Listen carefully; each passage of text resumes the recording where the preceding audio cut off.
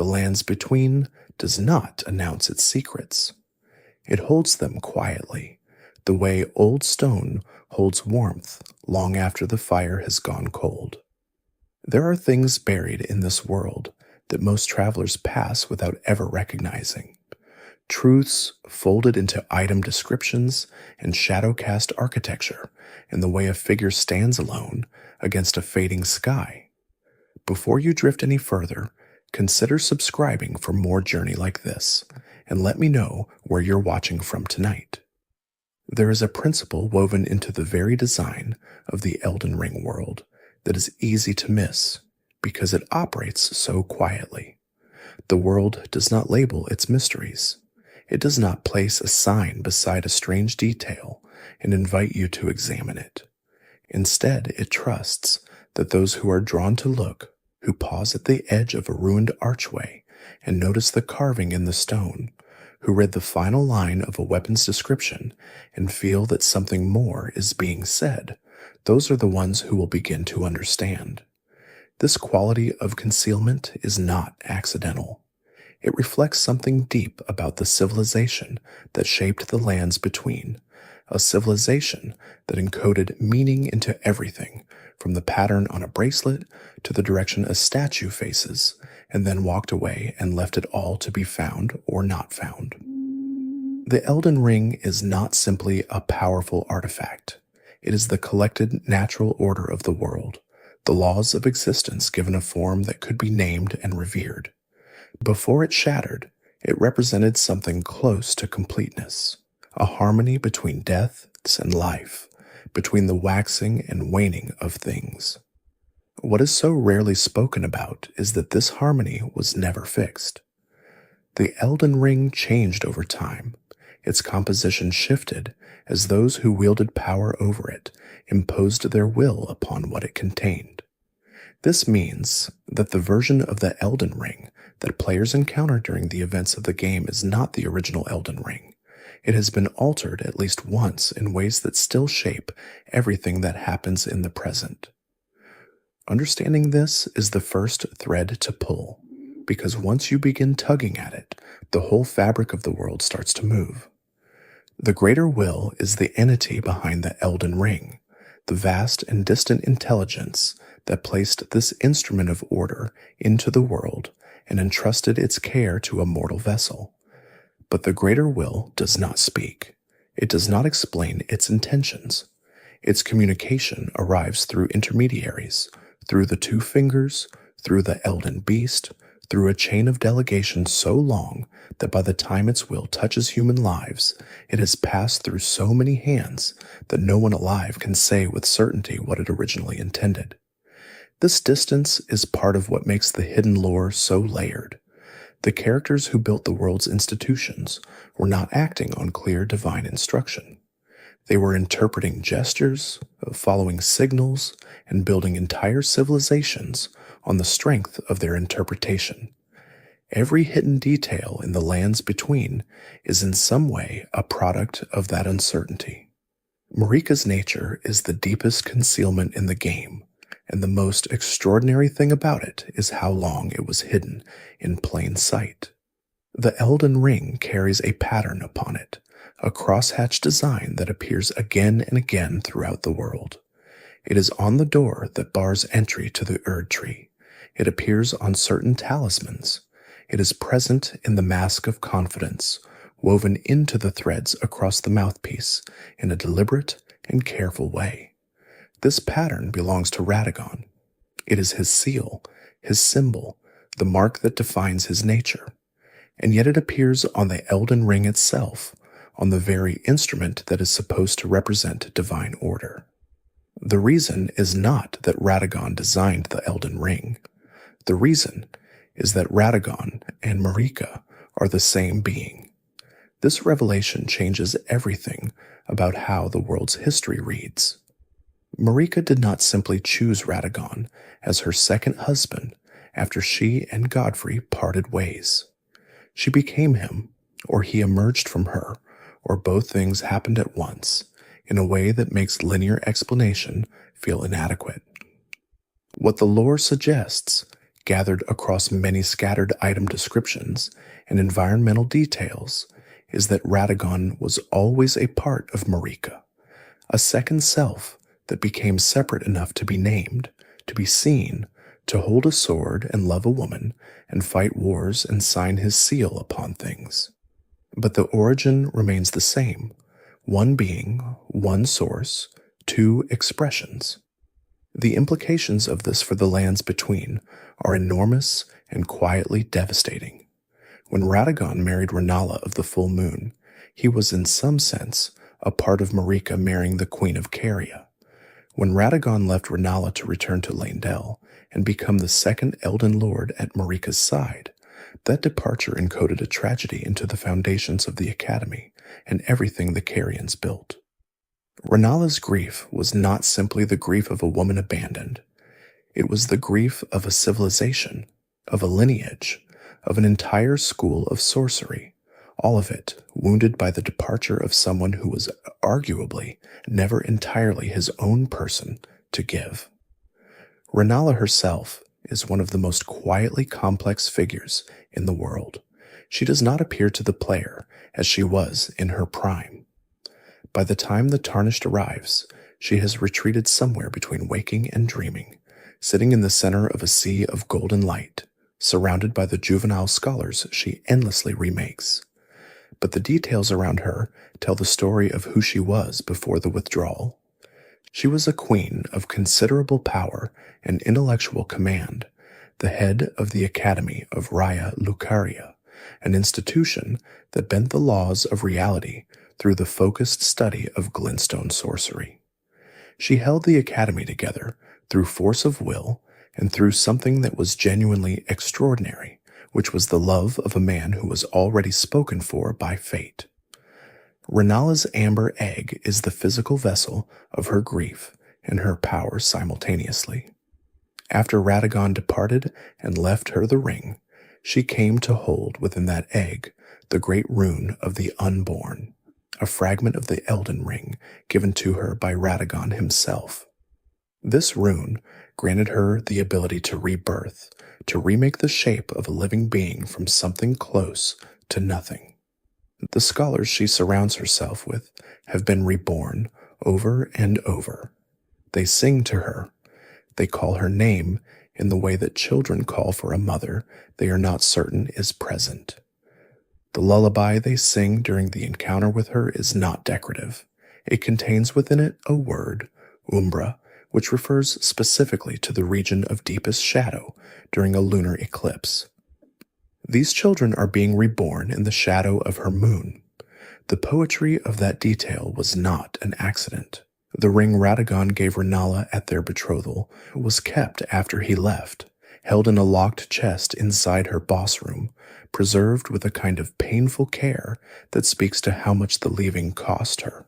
The inscription within that ring speaks of the moon and of a love that was ceremonially sealed. But there is something else in that room that is easy to miss entirely. On the bracelet from her armor set, if you equip it, you find not only the bracelet, but a small ring on the little finger. This detail is so subtle that it passes most players without notice. And yet there is a tradition around wearing a small ring on the little finger, one that signals the possession of a more significant piece of jewelry kept away somewhere safe. The locked chest, the betrothal ring, the small bracelet ring was not decorative. It was a signal, a private language, the trace of a love that was never formally ended. The tradition of the Moon Greatsword deserves careful attention because it extends the story of Renala and Radagon into unexpected corners of the world. Among the Carian royal family, it was long-standing custom for a queen to bestow a sword of the moon upon the person she took as her spouse. This is why, at the conclusion of Ranni's questline, the Tarnished receives the Dark Moon Greatsword. The giving of that sword is not a reward in the conventional sense. It is a ceremonial act with deep roots in Carian tradition, a formal acknowledgement of consort status. The sword is not simply a weapon. It is a covenant expressed in steel. Radagon, when he married Renala, received a moon greatsword of his own. This much can be pieced together from the logic of tradition alone, but the question that emerges from this is one that requires following a long and winding trail across the map to answer. Where is Radagon's moon greatsword, since he did not keep it as a moon greatsword? When he left Renala and returned to the Golden Order and to Marika's side, he took what had been given to him and remade it. The sword was reforged from something lunar and silver into the Golden Order greatsword, its original nature hammered away and replaced with the iconography of the order he served. The act of reforging was not a discarding. It was a conversion, a statement about where his allegiance finally and permanently lay. The Golden Order greatsword is found in the consecrated snowfields, carried by a misbegotten crusader. This is an unusual location for an item of such deep historical significance, and the figure carrying it raises its own questions. The misbegotten are ancient creatures, tied to an older era, often found in possession of legendary weapons, in ways that suggest their role as custodians or inheritors of things that have outlasted the people who made them. The red hair of this particular misbegotten mirrors Radagon's own coloring. Whether this is deliberate lore or atmospheric detail, the image it creates is striking.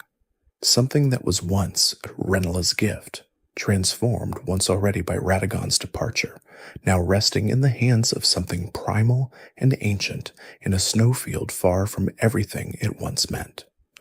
The pattern on the back of Radagon's statue in Renala's room tells part of the story that the statue itself cannot. The statue faces forward, carved in the form of a powerful figure, not acknowledging the woman who still keeps it after all these centuries. But the mesh pattern behind it, the crosshatch design that functions as Radagon's seal, draws the eye once you know to look for it. It is the same pattern that appears on the door to the Erdtree. It is the same pattern found woven into the fabric of the Mask of Confidence, an item whose description speaks directly of a great secret being kept. It appears on the Elden Ring. These are not coincidences. The seal is the presence of Radagon extended across the world in small, quiet marks, the signature of a being who was everywhere and is now enclosed within the Erdtree, having tried in his final moments to repair the thing his other self had shattered. The Scar Seal and the Sore Seal talismans provide a window into what the seal means at its deepest level. These items feature an eye marked with the mesh pattern, and their descriptions speak of a duty so heavy and so total that it becomes embedded in the flesh itself. The shape of the seal presses into the skin, becomes nearly indistinguishable from the person wearing it. This language of total dedication, of a burden accepted so completely that it leaves a permanent mark, is the best description available in the game of what Radagon's nature actually was. He was a being of absolute commitment to repair, to order, to the continuation of the system that the Greater Will had established, even knowing what Marika had done, even containing the same nature that had shattered the Elden Ring. The Radagon aspect spent his last breath trying to put it back together. Marika's own seal is different, and its presence in the world tells a different story. Her seal takes the form of a crucifix. It appears as the symbol of the summoning pools scattered across the lands between. It is visible throughout Limgrave in the form of the structures where bodies are pinned, screaming figures affixed to crosses in the night. Marika herself is crucified within the Erdtree, suspended in that same pose, arms flung wide in the shape of her own symbol. The statues of Marika throughout the world show her in this posture, hands extended to the sides, a posture that mirrors not only her own seal, but also the shape of the Rune of Death. What this confluence of imagery implies is something the game never states directly, but the weight of it is present in the visual language of every space where her power was felt. The Rune of Death is one of the most consequential elements in the world's hidden history, and its story begins long before any of the events that shaped the present age. In the original arrangement of the world, death was a natural function of the Elden Ring's order. Living things passed through death and returned their essence to the Great Cycle. The Erdtree received the dead and incorporated them back into the flow of life and grace. This was not cruelty. It was the mechanism of a world that understood renewal as requiring ending. Marika removed the Rune of Death from the Elden Ring. This is one of the most significant acts in the world's entire recorded history, and it is never announced, never explained in full. It must be assembled from fragments across many items and many locations. The rune was extracted and given to Maliketh, the Black Blade, Marika's own shadow, a figure of immense and fearsome power who was tasked with ensuring that death could not operate freely in the world. Maliketh sealed the rune away within his own blade and within himself. His entire existence became the vessel for death's imprisonment.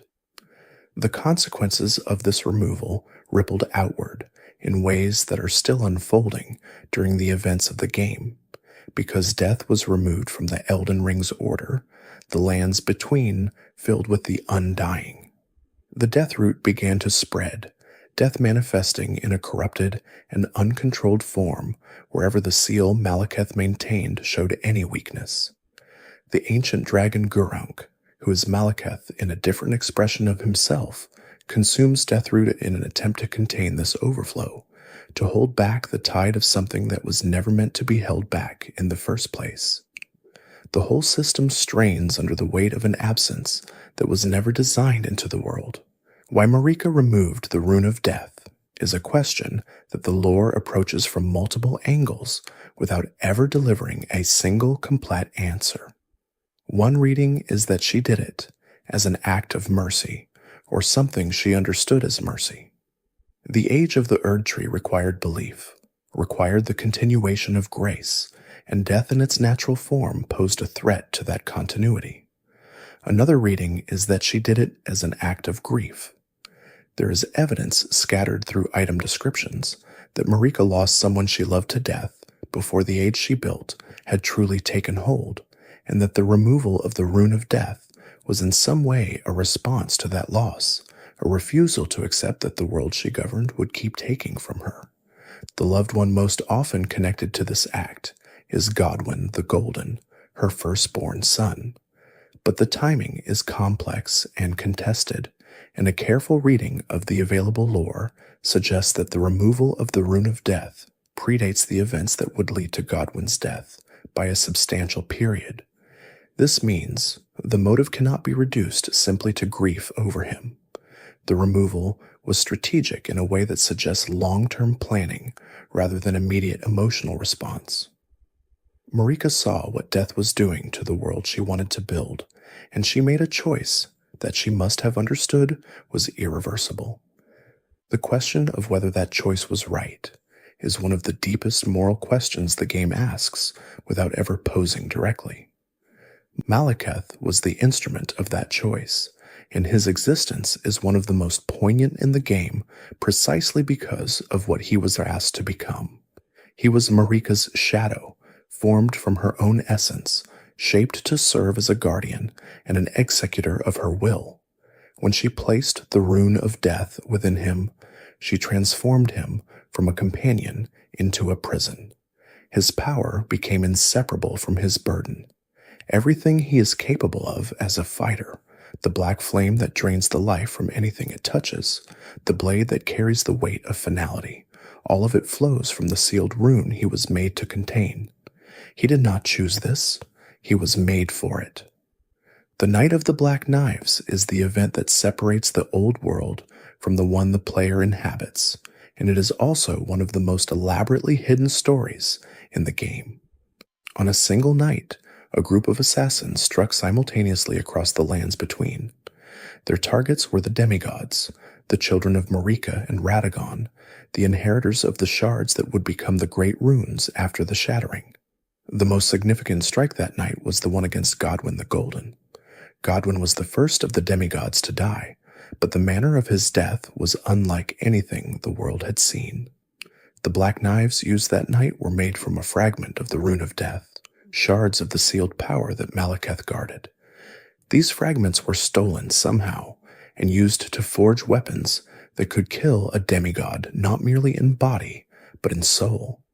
Godwyn died in soul while his body lived on. This partial death created something new and terrible in the world. His body, robbed of its animating essence, did not decay. It continued to exist, growing, spreading through the roots beneath the Erdtree in a state of mindless expansion. The Prince of Death's throne in the depths beneath Leyndell is built around what his body became, a vast and ancient thing reaching through the stone of the world. The question of who ordered the Night of the Black Knives has an answer in the lore, but that answer is buried in careful detail and never stated as historical fact. Ranni the Witch, the daughter of Renala and Radagon, orchestrated the assassinations, but her reason for doing so and what she intended to achieve requires understanding what she was trying to escape. Ranni was destined to become the vessel for the Two Fingers' will in Marika's place, the next god of the Golden Order. She refused. She had a different vision for the world, a different age, a different kind of order. To escape her predetermined role, she needed to sever herself from the fate the Greater Will had laid out for her, and severing required death. Her soul was placed in a doll-like body, and her original flesh was killed. Godwyn's soul was sent in her place, a kind of exchange that satisfied the ritual requirements of death while allowing her to continue to exist. Ranni's path after the Night of the Black Knives is one of the longest and most intricate stories the game contains, and most of it unfolds in places the player must actively seek out. Her questline moves through the lands of the Altus Plateau and the mountaintops of the Giants, and eventually arrives at the Moonlight Altar, a place of ancient significance located in the southwest of the map. The Moonlight Altar is connected to the lunar heritage that Ranni carries through Renala, and it is here that the full weight of her intention becomes clear. Ranni sought an age of stars, a world where divinity was distant and cold rather than immediate and demanding, where mortals might live their lives without the constant pressure of grace and the expectations of the Greater Will. This is not a sinister vision. It is a melancholy one, and there is something in it that resonates with anyone who has felt the weight of a world that has too many expectations of who you are supposed to become. Ranni wanted freedom for the world, and she was willing to endure an enormous personal cost to achieve it. She lost her original body. She spent long centuries in a doll made of cold blue. She sent agents into the world to search for what she needed while she waited in her tower, and most of those agents either died or were destroyed in ways she seemed to have anticipated. Her great rune is one of the things Inaya at the Round Table Hold acknowledges is missing from the count. There are shards of the Elden Ring unaccounted for, and Ranni's is among them.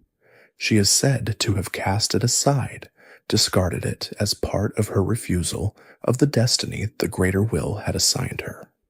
Some observers have proposed that her rune might be connected to the moon itself, visible as a sigil on the lunar surface during certain conditions in the game world.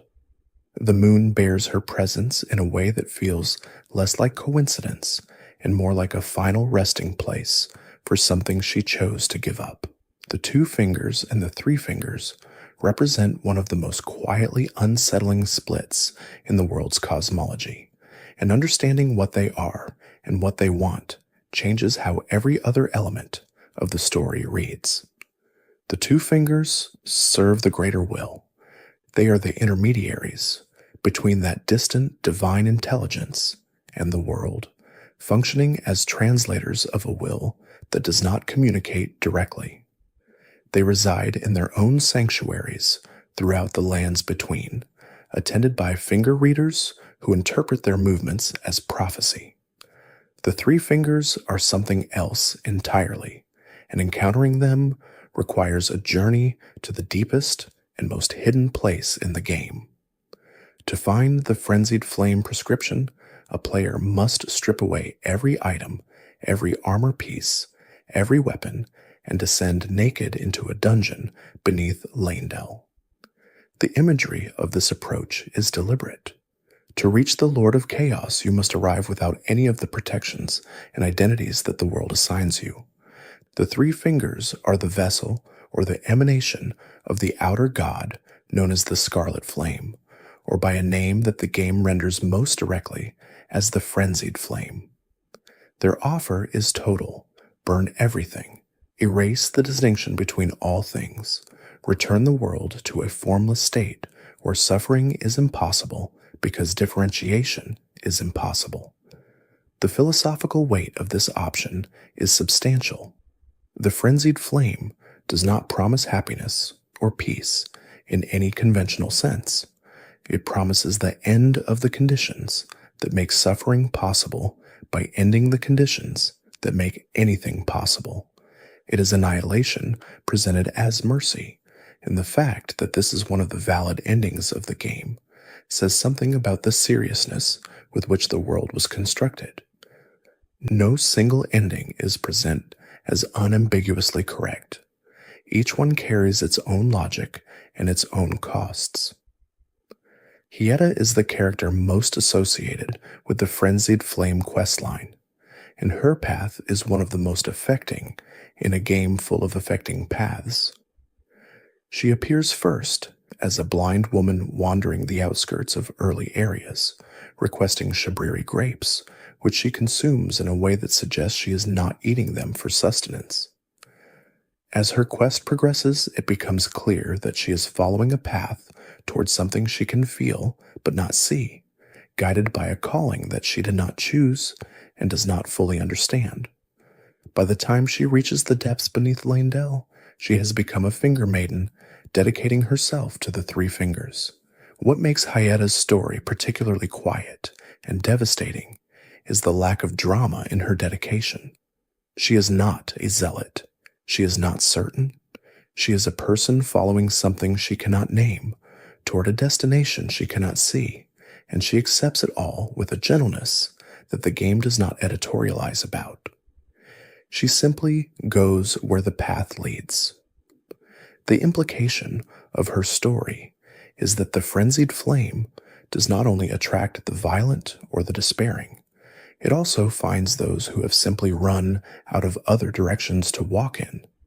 The Frenzied Flame itself is sometimes called a gift, and sometimes called a curse, depending on the perspective of the character describing it, and both descriptions are accurate. Those who carry it find their eyes turning gold-orange, burning with an inner light that signals their contamination. Their capacity for rational thought is slowly eroded. Their connection to other people frays. The flame does not hate its carriers. It simply consumes everything, beginning with the distinctions that make individual identity meaningful, and it does this to everyone equally. There is a strange kind of fairness in its indifference. The Erdtree is the most visible structure in the lands between, and also, in a quiet way, one of the most misunderstood. It is not a tree in any conventional sense. It does not grow from soil and reach toward light in the way that trees do. It is a manifestation of the greater will's presence in the world, a physical expression of divine order given the form of something organic and vast. Its golden light is not sunlight. It is grace, made visible, the signal that the world sends to those it has chosen to guide. The roots of the Erdtree extend through the entirety of the lands between in ways that surface geography does not reveal.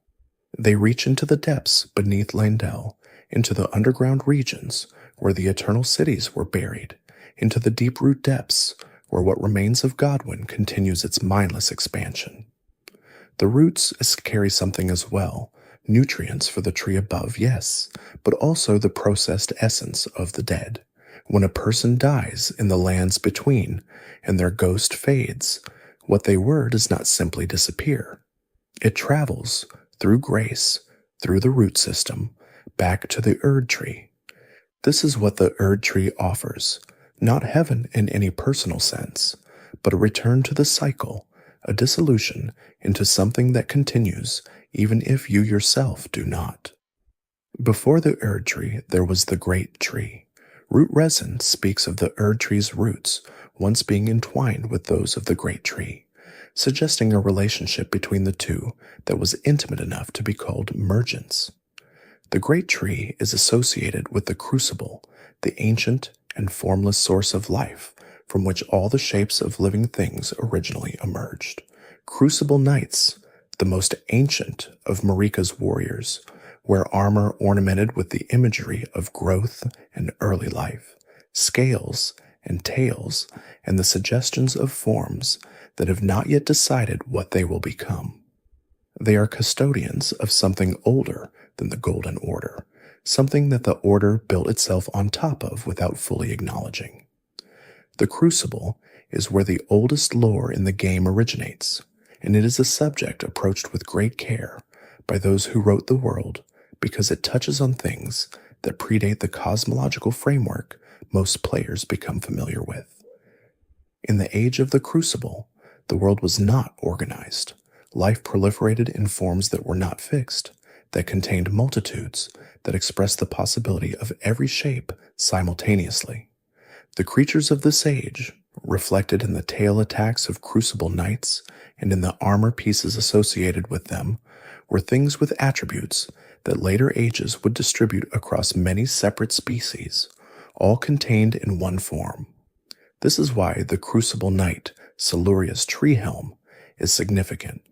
It is a crucible helmet that carries ornamentation specifically referencing the Great Tree rather than the Erdtree. If the Knights of the Crucible were fashioning their armor after the Great Tree, this creates a connection between the Crucible and the Great Tree that, while not explicitly confirmed in any single item description, is present as a weight of accumulated implication. The Crucible of Life was located in, or around, or in relationship with the Great Tree. When the Erdtree came and the Golden Order was established, the Great Tree remained, entangled with its roots in the ground beneath, its relationship to the new order never fully resolved. The Erdtree eventually burned. This is one of the few events in the game's timeline that is not hidden, but is instead made absolutely visible, because the burning of the Erdtree is something the player participates in. Malenia, the Finger Maiden who accompanies the Tarnished from the beginning of the game, offers her body as kindling to set the Forge of the Giants alight. The relationship between this act and the history of the Erdtree goes very deep, because the Giants were the original keepers of the flame that could kill the Erdtree, and Marika destroyed their civilization to eliminate that threat.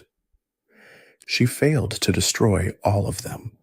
The flame survived, and eventually it was used. The Fire Giants are the remains of a people who once commanded enormous power and who were hunted to near extinction by Marika and her armies specifically because of what they could do. Their fire is not ordinary fire. It is the flame of ruin, connected to a fell god, an outer god of flame that Marika is said to have defeated, but that demonstrably still exerts influence through the giants who survive. The last fire giant, chained to the peak of the mountaintops of the giants, has kept his fire burning for an age beyond counting.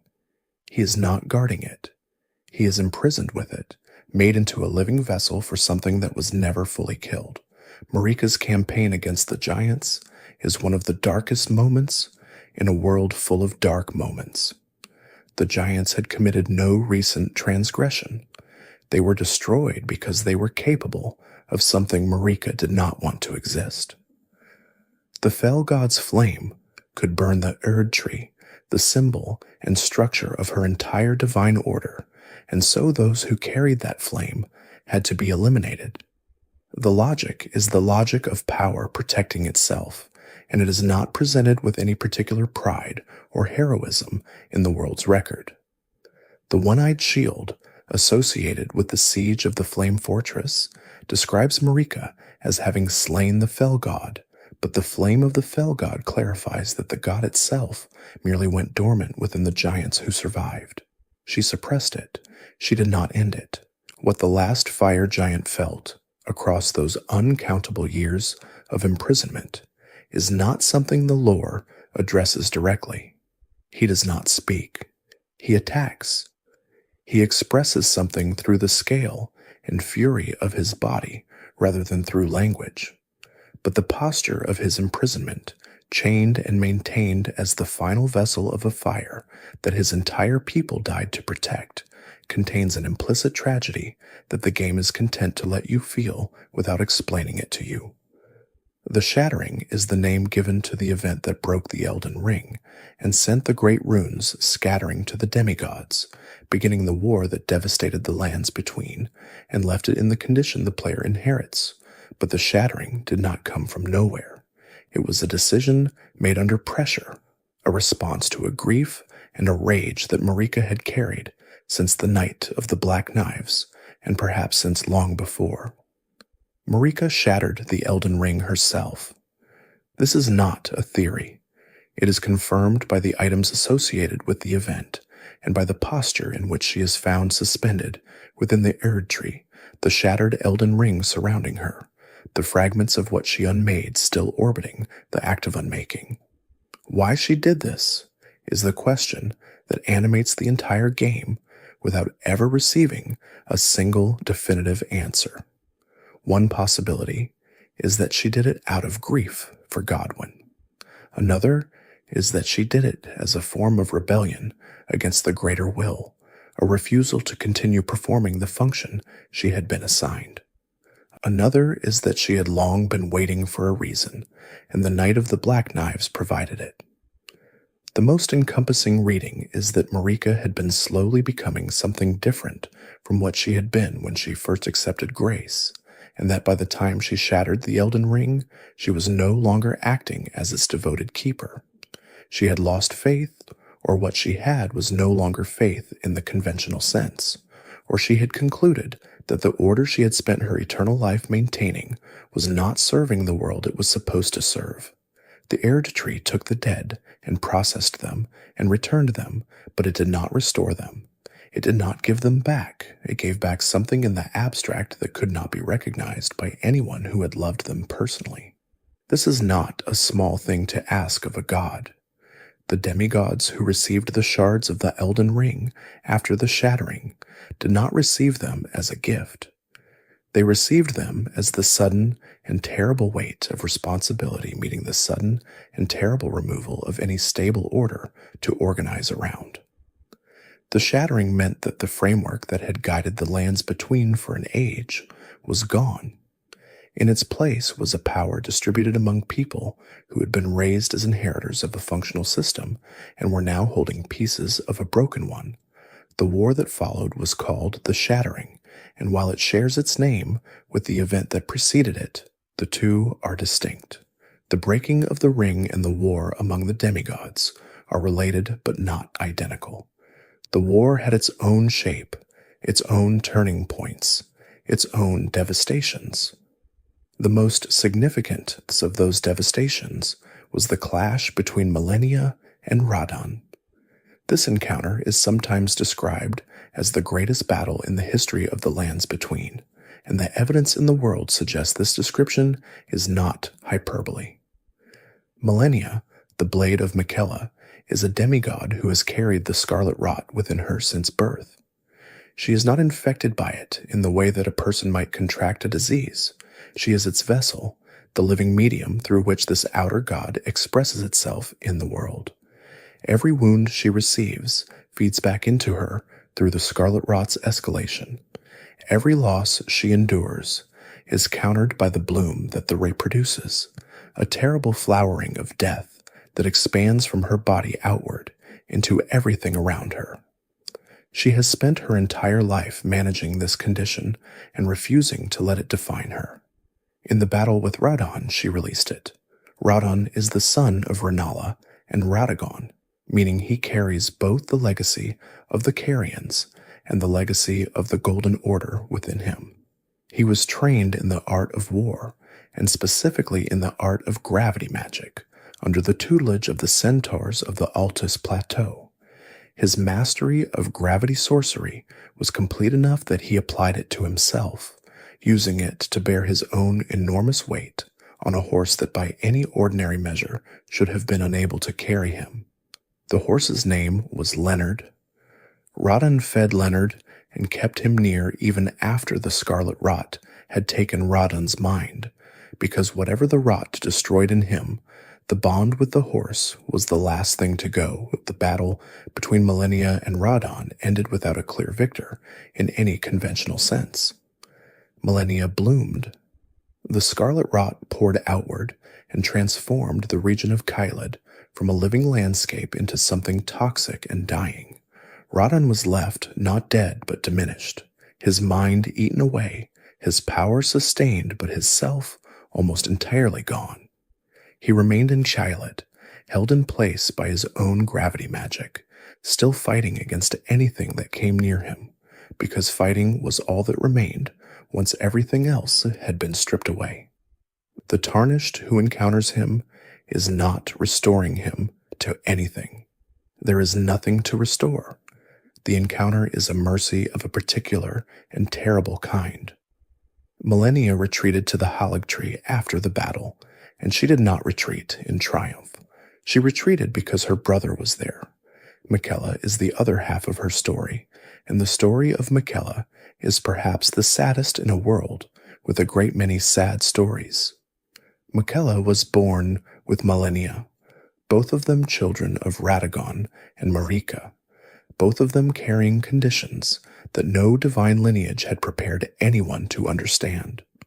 Where Malenia carried the scarlet rot, Miquella was cursed with eternal youth, a body that would not grow, a mind that aged and deepened while the flesh around it stayed small and unchanged.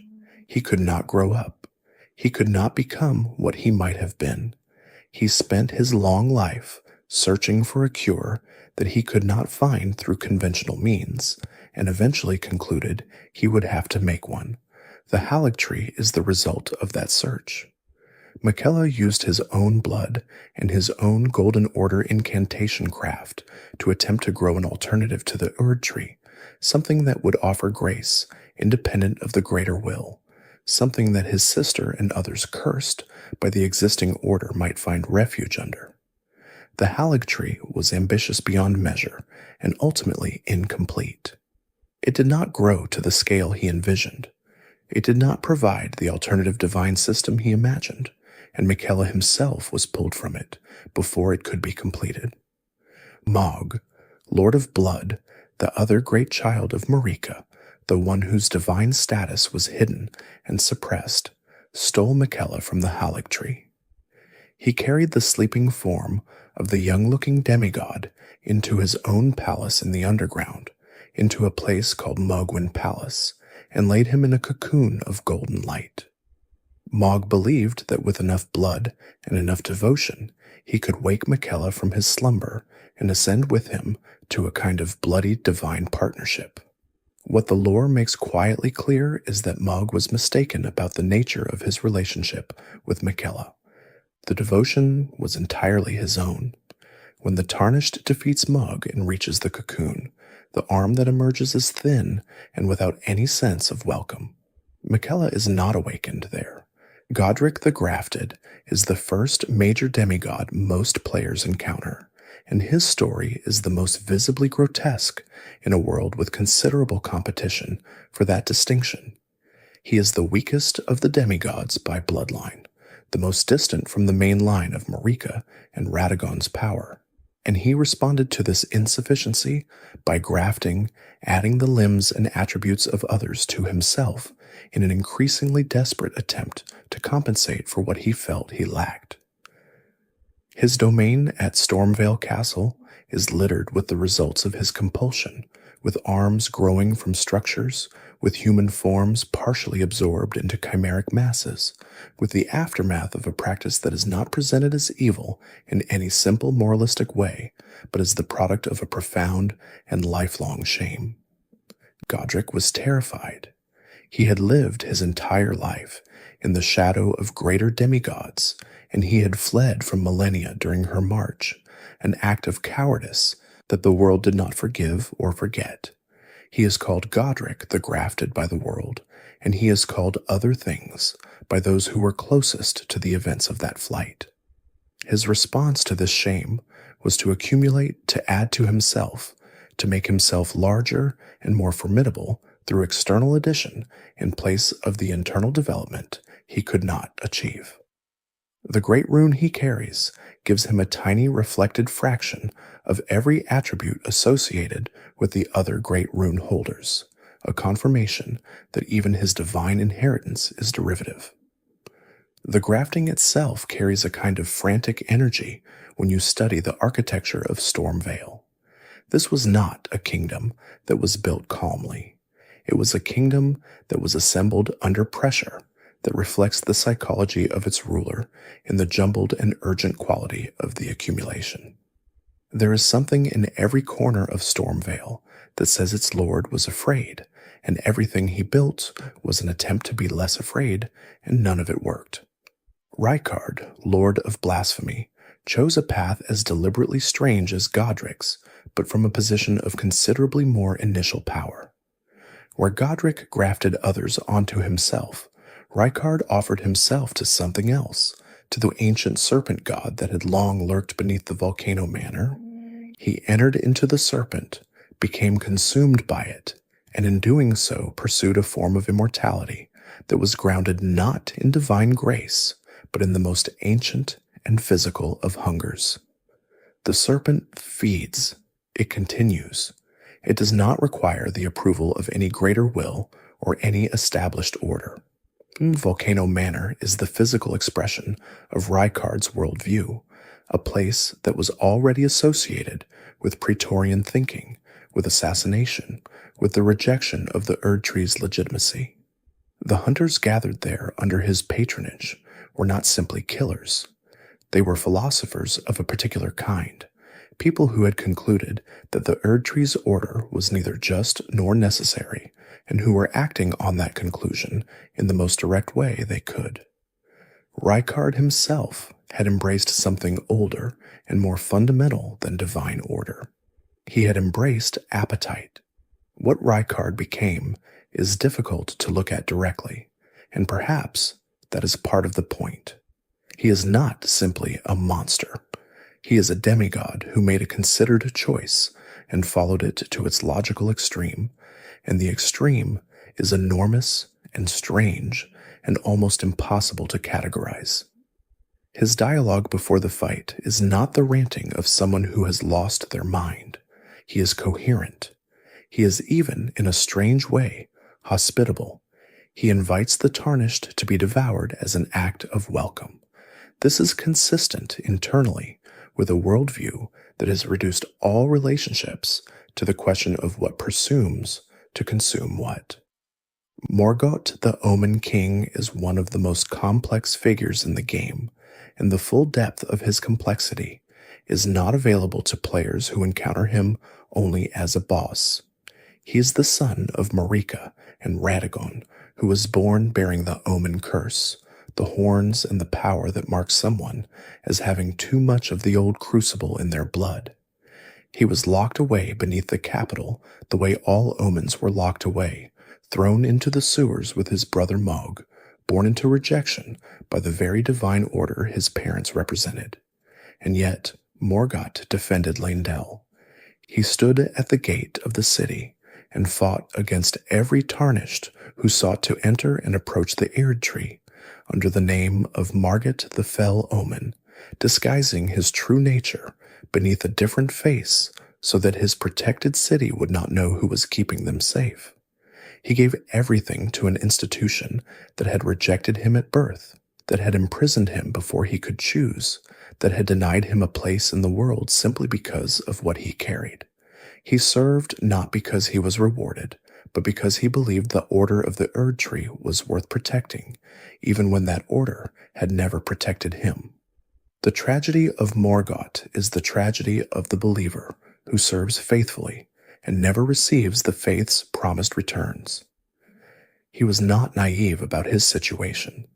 His final words suggest he understood completely what the Erdtree had made of him and of his kind. But understanding did not change his dedication. He stood at the door until he could no longer stand, and then he fell, and the city he had spent his life protecting fell with him not long after. Mohg and Morgott were born together, omen twins in a world that did not want them. Their paths, after their imprisonment, diverged completely. Morgott's path has already been traced. Mohg found the whispers of the Formless Mother, the outer god of blood, and through her learned to cultivate the blood's power in ways that went far beyond what the Golden Order would sanction. He built his empire in the underground, in Mohgwyn Palace, in a space that felt like it had been left over when the rest of the world was organized, a remnant space for those who had been left over themselves. The Formless Mother's nature is one of the most obscure in a game full of obscure divine entities. She is not the Scarlet Rot's god. She is not the Frenzied Flame. She is something that relates to blood in a way that is neither purely destructive nor purely nurturing, something that treats the living body as both a vessel and a text, something that Mohg found and that found him back. The dynasty he tried to build around Miquella was the Formless Mother's dynasty as much as his own, and whether she would have endorsed his interpretation of what she wanted is a question the lore does not answer. The underground regions of the game contain an entire layer of history that most players see only fragmentarily. The Eternal Cities, Nokron and Nokstella, and the Ionsel River were civilizations that existed before the current age, and that were buried by the Crucible Knights at Marika's order. They were not destroyed in battle. They were lowered into the earth as a form of suppression, the way one might seal a document rather than burn it. They still existed underground. Their people, the Nox, continued to live in the pale light of their ghost flame torches in spaces that had been separated from the sky. The Nox are one of the oldest human civilizations in the lands between, and their burial is one of the clearest acts of historical suppression that the game records. They had developed technologies and philosophies that the Golden Order found dangerous, and specifically, they had worked toward the creation of a serial god, a figure who could function as a divine without the endorsement of any outer god. This project was not compatible with Marika's exclusive arrangement with the Greater Will, and so the cities were buried and the people with them were sealed away from history. What the Nox retained in their underground existence is remarkable. They kept their craft. They kept their ghost flame technology, which produces a cold and beautiful illumination, quite unlike the warm gold of grace. They kept their philosophical orientation toward stars rather than toward the Erdtree. Their architecture, visible in the extraordinary spaces of Nokron and Nokstella, reflects a people who built in defiance of being forgotten, who made things beautiful even when no one above them would ever see. The Fingerslayer blade is an artifact associated with the Nox and with their rebellious project. Its description confirms that the blade was designed to be used against the Fingers, the two Fingers specifically, the intermediaries of the Greater Will. The Nox wanted to sever the chain of divine authority that had buried them. That a weapon designed for this purpose exists, was made, was preserved, and eventually ends up in Ranni's possession as part of her own project of escape from the Greater Will's design, suggests that the buried civilization and the Blue Witch's ambitions were aligned across centuries without ever being in contact. The Godskin Apostles and the Godskin Nobles form a faction that the game introduces without ever fully explaining, and the explanation that can be assembled from their items and their appearances is more disturbing than a direct account would be. They are figures who have absorbed the power of slain gods. They wear the stretched and folded skins of divine beings like cloaks, and from this wearing, they have derived abilities that mirror and exceed ordinary human capacity. They can stretch their bodies, they can roll, they can expand and contract in ways that suggest their relationship with physical form has become entirely provisional. The Glomide Queen is the figure behind the Godskin faction's origin, and she is someone who no longer exists in any accessible form by the time the player arrives in the world. She was killed by Maliketh in an event that predates the Shattering, in what appears to have been a targeted elimination of a threat that was growing in ways Marika's order could not accommodate. The queen who commanded the Godskins was killed, but the apostles and nobles who followed her were not all eliminated. They scattered and continued their practice, and by the time of the game, they have established themselves in places of old power, waiting or practicing or simply persisting. What the Godskin faction wanted, whether they had a theological vision or a political one, or simply an appetite that expressed itself through their particular method, is not clear from the available lore. They are unsettling not because they are explained as evil, but because they are not explained at all. They exist. They do what they do. They wear what they have taken. The game allows this to stand without commentary. Farum Azula is the most architecturally impossible place in the game, and it is also one of the most temporally ambiguous. Crumbling Farum Azula is a city that is not simply ruined. It is suspended in a state of mid-ruin, with stones hanging in the air at the angles of their falling, with structures that should have collapsed, completed their collapse long ago, instead caught in the moment, before the end. It floats above a storm. It contains dragons and ancient priests of a faith that predates the Golden Order. The beastmen of Farum Azula are among the oldest servants in the game's world. They served at the pleasure of Marika in an earlier age. The incantations associated with their tradition are called ancient dragon worship, and they suggest a time when the great dragons were not simply powerful creatures, but were objects of religious devotion, beings whose presence encoded meaning into the world. Placidusax, the dragon who sits at the very oldest and deepest level of Farum Azula, is a figure of extraordinary significance. He was the Elden Lord before there was an Elden Ring, before the Greater Will's arrangement with Marika, when a different god altogether held the divine role that Marika would later claim. Placidusax lost his god. The exact nature of this loss is not described, but the fact of it is stated with unusual directness in the lore surrounding him. His god departed, or was taken, or ceased to exist in a way that left him alone in Farum Azula, waiting. He is still waiting. He has two heads, or rather the space for two heads, one presentee and one implied, the remnant of what he was when his god was present, and what he became after the departure. The Elden Lord Dragon, waiting in a storm for a god that will never return, is one of the most quietly affecting images in a world full of images designed to linger. The Elden Beast is the creature that the Elden Ring itself was sent to the world within, the living vessel of the divine instrument that the Greater Will transmitted into the lands between. It is not simply a guardian of the Elden Ring. It is the Elden Ring's embodiment, the form that the order of the world takes when it fights back against those who would change it.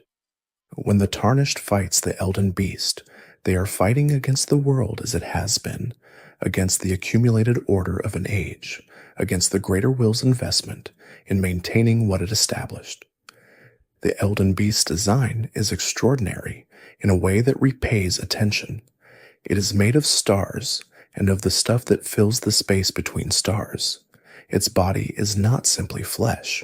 It is cosmic material organized into a form, and within its form it carries the Elden Ring, the pattern of that ring visible through its body, as light visible through something that is almost transparent. When it fights, it is not fighting with weapons in the usual sense. It extends the world's order outward as a weapon. It turns the divine logic of the age against the thing trying to supersede it. The final confrontation in Elden Ring is therefore not simply a combat encounter. It is an argument between worldviews expressed in the language of force. The Tarnished has traveled through the entire world, absorbed everything the age has to offer, and much that it has tried to suppress, gathered the runes and the strength and the understanding to approach the divine, and now stands against the living instrument of the order they are trying to supplant. Whatever ending they have chosen, whatever new age they are trying to inaugurate, this is where the old age makes its final case for its own continuation. That the old age loses is the point of the whole journey. The endings of Elden Ring are not simply different outcomes. They are different answers to the question that the entire game has been asking about what kind of world should exist and what kind of divine order should govern it. None of them are presented as obviously correct. Each carries something lost alongside what is gained. This is by design, and it reflects the same moral complexity that makes the hidden lore so rewarding to uncover, the refusal to simplify, the insistence that every position has a cost. The Age of Fracture, the most straightforward ending, puts the Tarnished in Marika's position as a new vessel for the Elden Ring, a new Elden Lord mending what was broken and reinstating the old order. This is the ending that requires the least departure from the world's own framework. It is the ending of restoration, and what it restores is ambiguous, because the order it restores is the one that buried cities, imprisoned omens, hunted giants, and produced all the suffering the player has witnessed throughout their journey. The Age of Order, achieved through the introduction of the mending rune of perfect order, attempts to address the contradictions of the old system by incorporating their lessons into the new framework. This is an ending shaped by characters who understood the flaws of what came before and tried to account for them. Whether the account is adequate is not something the game resolves. It allows the ambition without endorsing the outcome. The Age of Stars, Ranni's ending, sends the divine far away. The moon carries divinity into the cold and distant reaches where it will not press its weight upon mortal lives. This is the ending of freedom, and freedom comes with the particular loneliness of a world where the guidance of grace is simply absent, where people must find their way without the signal. The Frenzied Flame ending, which requires the most deliberate preparation and the deepest departure from all the other paths, burns everything. The Tarnished becomes the Lord of Chaos and unmakes the world's distinctions. This is the most radical answer to the question of what kind of world should exist, and the answer is none, or rather something that cannot be called a world in any sense that the existing world would recognize.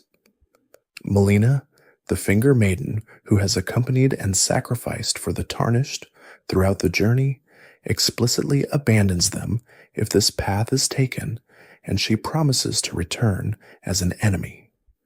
The relationship that sustained the journey is severed at the moment of the most extreme choice. The Age of Duskborn, achieved through the mending Rune of Death, restores death to the lands between in its natural function. The grace of the Erdtree is transformed. The dead can die. The cycle resumes. This is the ending that addresses most directly what was done by Marika when she removed the Rune of Death, and it carries a quiet dignity, a sense of rightness for those who have spent the whole game watching the undying suffer and the trapped souls accumulate in the roots. That death might be a mercy is an idea the game has been building toward since the first moment the Tarnished stepped through the fog. The blessing of despair, associated with Fia's questline and the mending rune of the Death Prince, is perhaps the quietest of the alternative endings. Fia is a deathbed companion, a figure whose function in the world's order is to embrace the dying and help them toward death's passage. She collected the remembrances of Godwin and carried them close to her, developing an attachment to the idea of a Prince of Death, a figure who would give death in the lands between a presence and a stewardship it has never had. The ending she enables is one where death has a champion, where the cycle has a face. The Tarnished who walks through all of this, who gathers all of this lore and these remembrances and these fractions of broken divine authority, is deliberately undefined by the game. The character has no name. They have no history provided. Their motivation is whatever the player brings to them. This is not an absence in the storytelling. It is a considered choice that allows the player to occupy the center of a story about what kind of world should exist without the distraction of a preformed identity. The term tarnished refers to those who have lost the guidance of grace, who are no longer guided by the golden signal that marks a person as chosen. Being tarnished is a kind of fall from favor, but it is also, the game slowly reveals, a kind of freedom. The tarnished are not bound by the same obligations as those who still carry grace in the conventional sense. They can act outside the expectations of the established order precisely because the established order has already discarded them. Their return to the lands between, called by grace once more after the Shattering, is not a restoration of their previous standing. It is a new commission entirely, and the terms of that commission are not set by the two fingers alone. The Tarnished is shaped by everyone they encounter, by Melina's sacrifice, and Ranni's ambition, and Fia's tenderness, and Ennia's quiet wisdom, and Nephili's fury, and the silence of the remembrances, and the weight of the items whose descriptions they have paused to read. The ending they reach is not simply what they chose, it is what they became. The item descriptions in Elden Ring are the most concentrated form of hidden lore the game contains, and there is a craft to how they work that rewards examination independent of any individual fact they contain. They operate on a principle of lateral storytelling, meaning that no item description tells you the full story of what it describes. Each one provides a fragment, a perspective, a detail that becomes meaningful only when placed alongside other fragments from other items. The story of a person might be told across a weapon, an armor set, a talisman, and a consumable, none of which acknowledges the others explicitly. The system mirrors the way that archaeology works, the reconstruction of a civilization from physical remains that do not describe themselves. The world's history is present in the lands between the way history is always present in a landscape, as a pressure behind the surface, as a shape beneath the ground, as a name on a stone that requires knowing the name to understand. This is why the hidden lore is inexhaustible. There is always another item. There is always another description. There is always another piece that shifts the picture slightly and reveals that the picture was not quite what you thought. Sorceries and incantations carry their own layer of this history. The school of sorcery practiced at the Academy of Raya Lucaria is grounded in the study of glintstone, a material associated with cosmic intelligence, with the kind of thinking that the stars represent when they are understood as ancient minds rather than simply as lights. Glintstone sorcery reaches outward toward the cosmos, toward something cold and brilliant and vast. Gravity sorcery, which Radahn mastered, does something different. It reaches inward toward the fundamental forces that hold the world in its shape, and it bends them through an act of will that requires extraordinary mental strength to sustain. The distinction between sorcery and incantation in the lands between maps onto a deeper philosophical distinction about the nature of the world. Sorceries are addressed to the universe's physical properties, to the intelligence encoded in stone and star and gravity. Incantations are addressed to divine entities, to the gods and outer gods and creatures of the between spaces that exist in a relationship with the world's mortal population. Casting an incantation is an act of devotion as much as an act of power. The power flows from the relationship. This is why the faith stat that governs incantations is named what it is. Casting incantations is an act of faith. You extend yourself towards something that you believe will respond, and the response is the power. The best sorcerers in the world's history have generally been those who understood the cosmos most deeply. The best incantation casters have generally been those whose devotion was most complete, whose relationship with whatever they were devoted to was most thoroughly committed. Goldmask is a character who embodies the incantation caster's path in one of its purest forms. He does not speak. He stands in locations of significance, and he contemplates, and his companion Corin interprets his thoughts and translates them into doctrine. What Goldmask is working toward, slowly and in silence, is a way of understanding the Golden Order that is more complete than the version that currently exists. He believes the existing order has flaws that create the suffering the player has witnessed, and he is trying to think his way to a corrected version. The effort is genuine. The dedication is complete. Whether the result, the mending rune of perfect order, achieves what he hoped, whether a corrected doctrine is equal to the task of healing a shattered world, is a question the game refuses to settle. Alexander the Iron Fist is a character so different from the world's tragic register that his presence might at first seem out of place. He is a jar. He is a very large pot with arms and legs, and an enthusiasm for combat that is entirely sincere and entirely without pretension. He wants to be a great warrior. He fights. He gets stuck in holes. He asks for help. His questline is structurally a comedy of a particular gentle kind, a series of encounters with the same earnest pot facing increasingly improbable situations. And yet Alexander's lore, when you look beneath the endearing surface, is not separate from the world's hidden depth. He is a living jar, a member of a tradition, in which the jars of the lands between are filled with the compressed and fermented remains of warriors.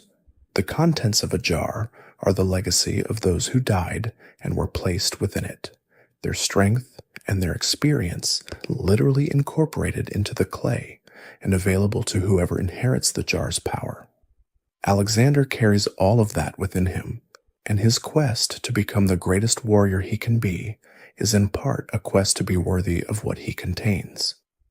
When Alexander falls, at the peak of his questline, he asks the Tarnished to absorb his contents. This is not a defeat in the ordinary sense. It is a completion, the final chapter of a tradition that goes back to the world's oldest practices. The Tarnished receives a shard of Alexander that holds what he was and what everyone inside him was. It is one of the quietest memorials in the game, the farewell of a friend conducted entirely according to his own tradition, understood completely by him, and perhaps imperfectly by everyone watching. The Albinaurics are a people created by human alchemists, attempting to achieve what only gods were supposed to be capable of. They are not simply servants or constructs. They are a people with their own culture and their own two generations, the two forms they take being something the lore is careful to treat as distinct rather than as simply early and later models. The first generation Albinaurics are small and fragile, moving with the assistance of pots, their forms seeming unfinished in a way that suggests the alchemy that made them was not fully prepared for what it was creating. The second generation are larger and stranger, their upper bodies grafted onto the bodies of serpents, a choice whose logic is not explained, but whose visual impression suggests that the alchemists were trying to provide something more durable for what had been created too fragile. Both generations were hunted.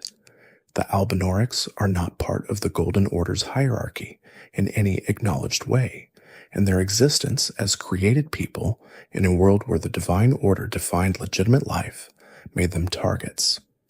They gathered in communities, particularly in the Liurnia of the Lakes region, in places that offered concealment. The village on the cliffside, reached by climbing above the lake, contains the Albinaurics alongside a history of flight and hiding that is present in the architecture without needing to be stated. Latenna is an Albinauric of the second generation, a wolf rider, a spirit whose questline involves carrying her toward apostate derelict to find her people's remaining hope. She is cold and direct in a way that might initially read as unfriendliness, but is revealed over the course of her quest as the particular manner of someone who has lost too much to invest easily in new connections. She lost her wolf. She is helping the Tarnished because it serves the people she is trying to protect. The warmth, when it shows, is all the more valuable for being held back. The Erdtree's golden hue is the most visually dominant feature of the lands between, and it is also one of the most carefully misleading. The gold of the Erdtree is not the gold of the sun. The sun in the lands between, on those occasions, when it is visible at all, has a different quality. The gold of the Erdtree is the gold of grace, an artificial luminosity, a divine coloring applied to the world by an external intelligence. This distinction matters because it marks the lands between as a place that has been shaped, colored, conditioned by the will of something outside it. The areas of the lands between that are farthest from the Erdtree's influence tend to show different palettes. The underground regions, lit by ghost flame, have a blue-silver quality that is cool and strange. Mountaintop areas have the cold gray and white of altitude and distance. The deep regions of Farum Azula have the warm storm orange of perpetual suspended weather. Each palette reflects the relationship of that region to the central divine authority, and reading the map through its colors reveals the geography of the world's spiritual power as clearly as any item description. The sites of grace, the places where the player rests and recovers, are small concentrations of the same divine luminosity. They are places where grace pools, where the world's divine signal is strongest. Sitting at a site of grace is not simply a mechanical action. Within the world's own logic, it is an act of contact, a moment of touching the underlying order of the world through a thin place where the barrier between mortal experience and divine authority becomes permeable. The warmth of a site of grace is the warmth of the Erdtree reaching down through its distributed roots into a specific place and remaining present. The Round Table Hold is itself a site of grace of unusual nature. It is not located within the world geography in any conventional sense. It is a place that the player reaches through grace directly, bypassing the physical landscape entirely, arriving in a space that exists adjacent to the world rather than within it. The characters gathered there are similarly displaced, people who have been called by grace to this between space, some of them traveling there physically, and some arriving through the same grace passage the player uses. The Hold's architecture is warm and firelit in a way that is deliberately distinct from the cold gold of the Erdtree. This is a human space, or as close to human as the world allows for those who serve a divine commission. The characters there have their own histories, their own guilds and allegiances and suspicions, and they are not uniformly friendly. The Volcano Manor has placed an operative there. The finger readers extend their interpretive service from their alcoves. Fia sleeps in her corner, available to those who need what she offers. Hugh is bound to the forge by something he does not try to escape. Hugh's binding is one of the details that sits quietly in the hold without announcing itself. He is an ancient blacksmith who has been placed in the hold by Marika herself and kept there under a compulsion he accepts without explanation. He does not know why he was specifically chosen. He knows he was asked to forge a weapon to kill a god, and he has been waiting for the Tarnished who might need that weapon. The patience with which he waits, bound and purposeful and uncomplaining, is part of what the hold offers, a model of service that has outlasted every context that originally gave it meaning. The Finger's ruins and the scattered inscriptions throughout the world, in the Numen script and the older languages of the lands between, constitute another layer of hidden lore that is almost entirely inaccessible to the average reader, but whose existence shapes the texture of the world, even for those who cannot parse it. The world was built by people who wrote things, who inscribed their names and their histories and their claims into the surfaces around them, and then time and catastrophe and deliberate suppression erased most of what they wrote. What remains is fragments, and the fragments are themselves part of the meaning. The inscriptions on the Erdtree, visible on its bark in certain conditions, are among the most tantalizing of these unreachable texts. What they say, if they say anything in a recoverable language, is not something the game translates. They are decorative only in the sense that all decoration in this world is, which is to say that they are not decorative at all. They are a presence whose meaning has been deliberately left beyond reach, an invitation to wonder rather than a communication to be decoded. This quality of the world, the way it preserves traces of meaning while withholding the meaning itself, is one of the reasons the hidden lore exercise is never complete. The game was designed to contain more than it reveals. It was designed by people who understood that the most powerful mysteries are those that leave the imagination with genuine room to move, that do not close all the doors, that maintain the quality of unfathomable depth, even for players who have read every item description and studied every texture. The Lands Between's relationship with time is one of the least examined aspects of its hidden lore. Time does not appear to operate uniformly throughout the world. In Farum Azula, time is visibly suspended, the stones midfall, the storm perpetual. In the Eternal Cities, time has passed in a different rhythm from the surface, the civilizations there aging differently from the kingdoms above. In the Elden Ring itself, the mechanism that governs death and rebirth suggests that the relationship between individual time and world time has been deliberately manipulated. The Tarnished cannot die permanently. They are repeatedly restored at sites of grace, and this restoration is not magic in the casual sense. It is a function of the Rune of Death being sealed. Because Maliketh holds the Rune of Death closed, the Tarnished cannot fully die in the way that ordinary mortals can, and neither can many of the other creatures in the world. The undying that wander the lands between are not all the result of deliberate necromancy. Many of them are simply people for whom the mechanism of death has ceased to function properly because the mechanism was sealed. The consequence of this for the subjective experience of time in the lands between is something the game invites you to feel rather than to think about analytically. Time feels different in a world where the dead do not complete their dying. The grief of loss has a different texture when the lost are still visibly present, wandering in diminished forms. The weight of the past is heavier when the past's inhabitants are still walking in it.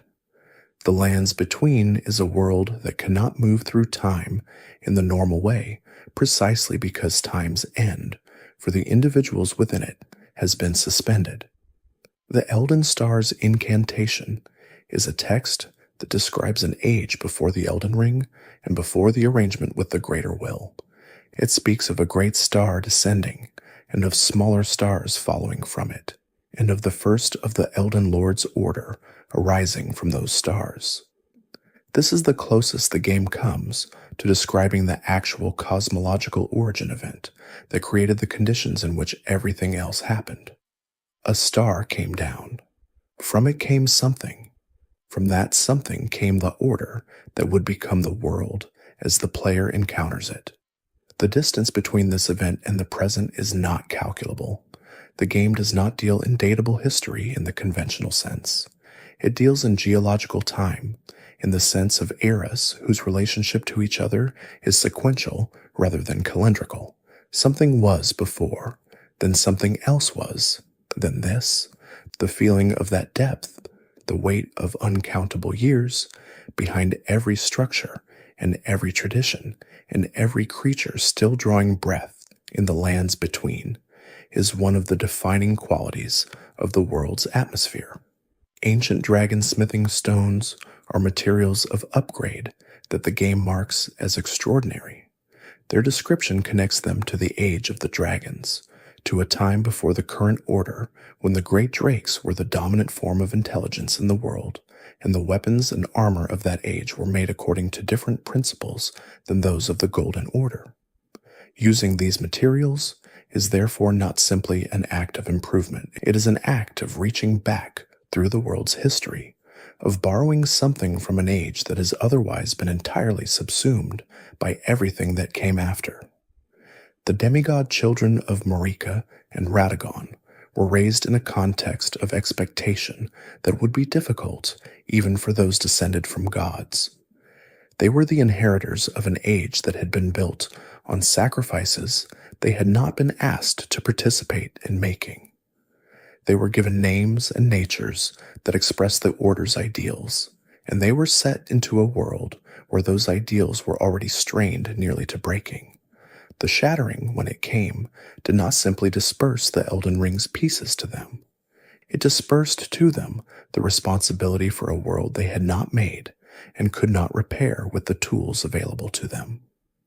Malenia's life prior to the Shattering is a story of someone making something extraordinary from deeply unfair circumstances.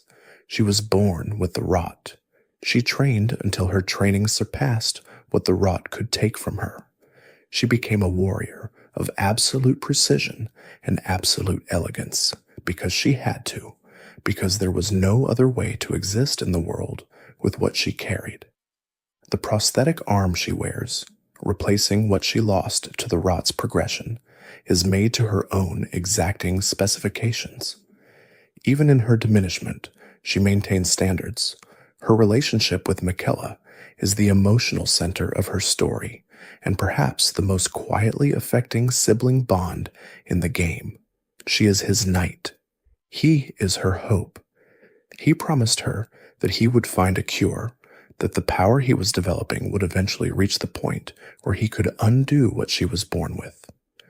She kept that promise alive while she fought, carried it through every battle, brought it to the Erdtree, and waited there for him to wake. He did not wake.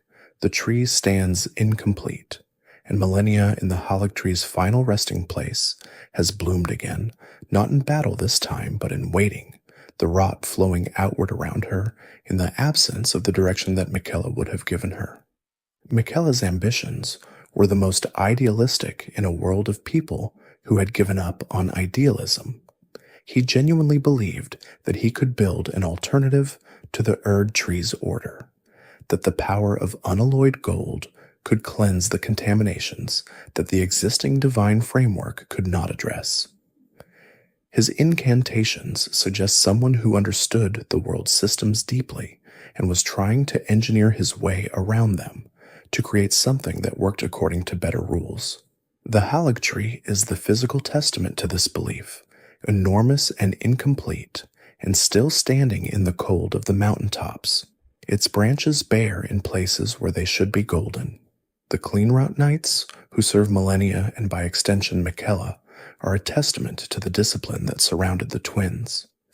They have resisted the rot that spreads around Malenia by maintaining a purity of conviction and a kind of spiritual immunity that is more philosophical than physical. They serve not because they are unaffected, but because they have chosen to serve in the full knowledge of what service costs. The Cleanrot set's description is careful about this distinction. These are people who know what they are standing beside and have decided to stand there anyway. Gowry is a figure in Malenia's adjacent lore who is not what he first presents as. An elderly man in a shack in Caelid, he offers the Tarnished assistance with Millicent's questline and appears to be a helpful if slightly strange presence. His investment in Millicent, the young woman who carries a fragment of Malenia's power in her blood, is eventually revealed as something other than grandfatherly concern.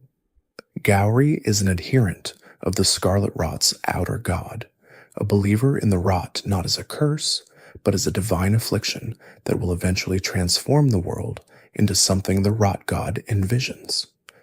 Millicent is valuable to him not as a person, but as a potential vessel for the rot's continued cultivation.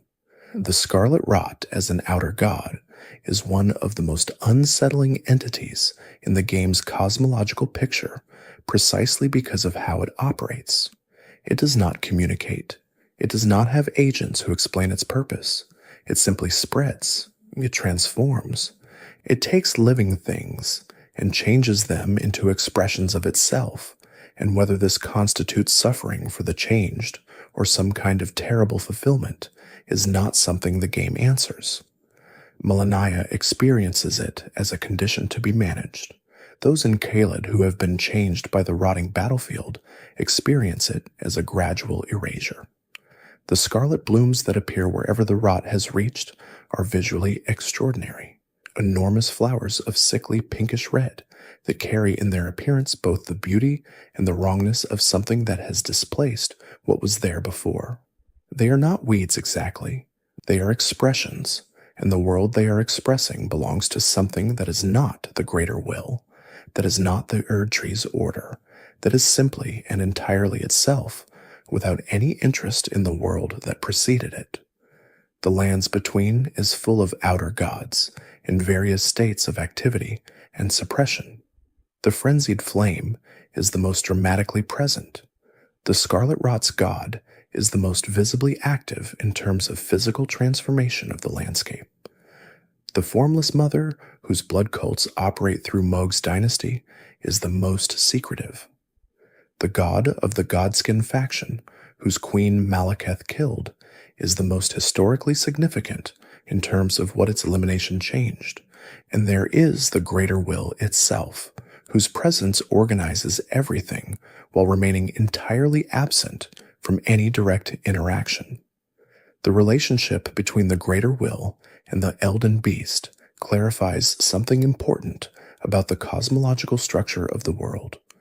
The Elden Beast is not simply a creature that the greater will sent. It is the greater will's presence in the world in its most condensed physical form. When the Elden Ring was sent to the lands between, it was sent within a living vessel, the Elden Beast, which then took up residence within the Erdtree and has maintained its position there throughout the age. Fighting the Elden Beast is therefore fighting the greater will's stake in the world, the point at which the distant intelligence becomes material enough to be encountered directly. This framing makes the entire game's structure legible in a different way. Every boss the Tarnished defeats, every piece of the shattered order they overcome, every site of grace they activate, has been building toward this single confrontation between a mortal who has gathered enough grace and enough understanding and the cosmic investment that has shaped the world from before memory. The game does not explain this structure. It enacts it. The ending that follows this confrontation is therefore not simply a conclusion to a story. It is a cosmological statement, a declaration about the relationship between mortal will and divine order, between the world as it was built and the world as it might be remade. Whatever the Tarnished chooses, they are choosing something that the Elden Beast, the greater will's own arm, could not prevent.